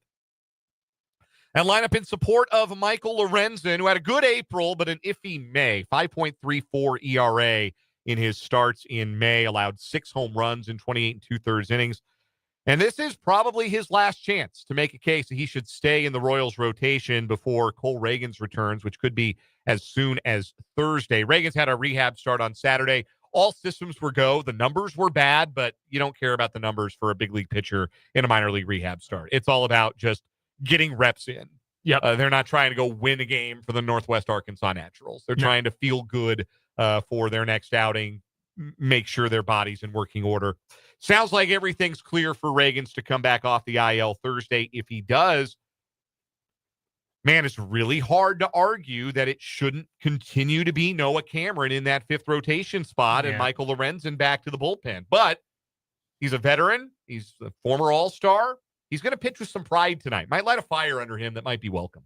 Yeah, I really hope so. I mean, I'm sure he feels it. You were talking yesterday about how Caglianone getting called up. That's also a signal to the team that, hey, he is one of our 26 best players. He is one of our, 13 best position players, one of our 9 best batters. He needs to be here. We are committed to him being here and us winning baseball games.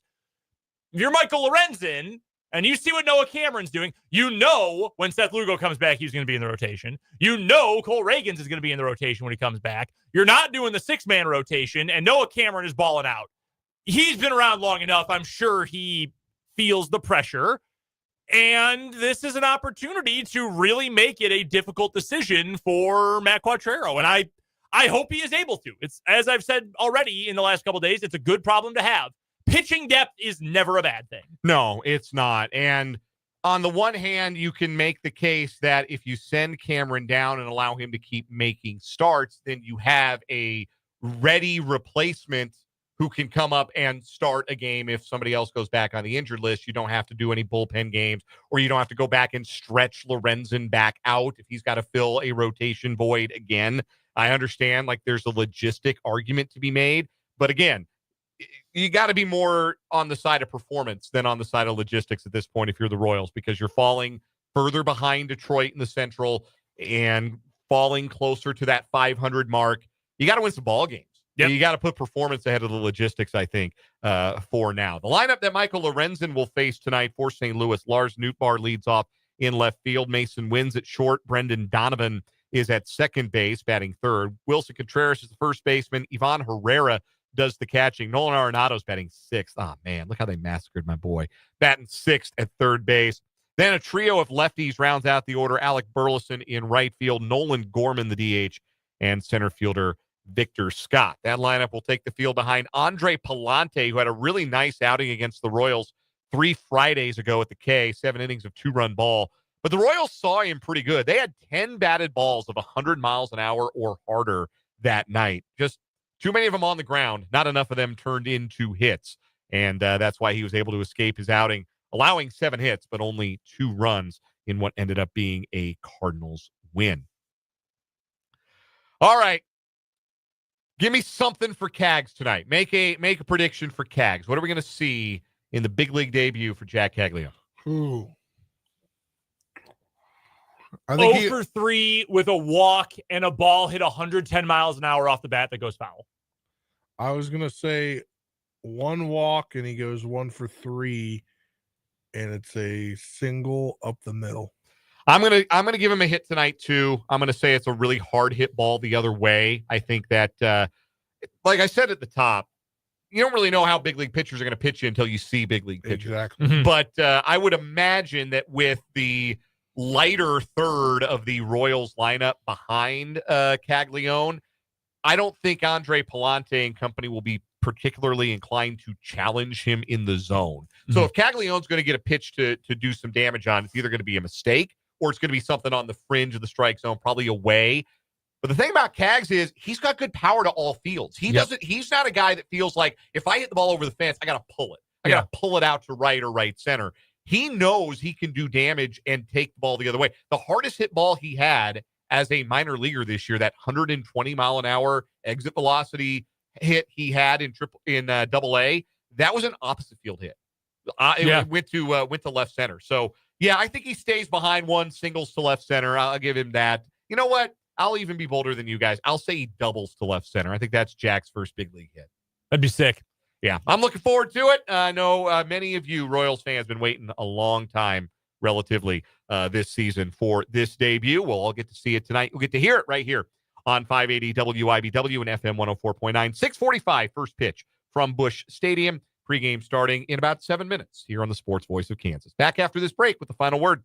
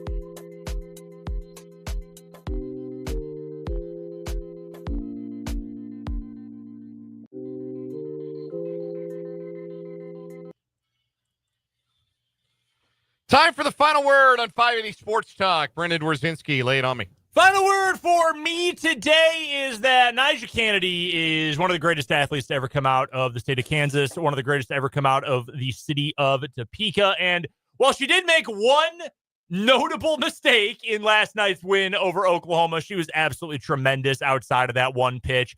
An incredible athlete, and I cannot say it enough. I know we've talked a lot about her in the last few days. It is deserved. She is that good. Starting tomorrow night, Women's College World Series, final series. First time Texas Tech has ever been to the Women's College World Series. First time they've ever played for a national championship. And it is absolutely no coincidence that it's also in their first year with Jac Caglianone in the circle. Spencer Dupuy, give me a final word. Yeah, speaking of Kennedy, I saw this thread on X earlier today, and it was all these people, all these accounts from last July when she committed to Texas Tech, announcing her NIL deal of $1 million and basically saying, yeah, go get that money, but you're not going to see any postseason success in softball.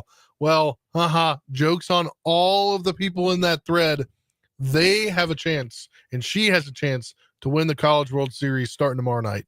Final word for me, Jac Caglianone doesn't have to be a superstar right away. He doesn't have to be as good a hitter as Bobby Witt Jr. or prime George Brett right away. He just has to offer something, because something will be more than the Royals have gotten out of the lineup spot that Caglianone will occupy moving forward. This has been a lineup that's really only been about 5 deep, and given the struggles of guys like Salvador Perez this year, you could argue it hasn't even been that deep this season. But Caglianone's arrival gives the Royals an opportunity to have one more hitter that, if you're an opposing pitcher, you have to account for, you have to worry about, you can't make a mistake against.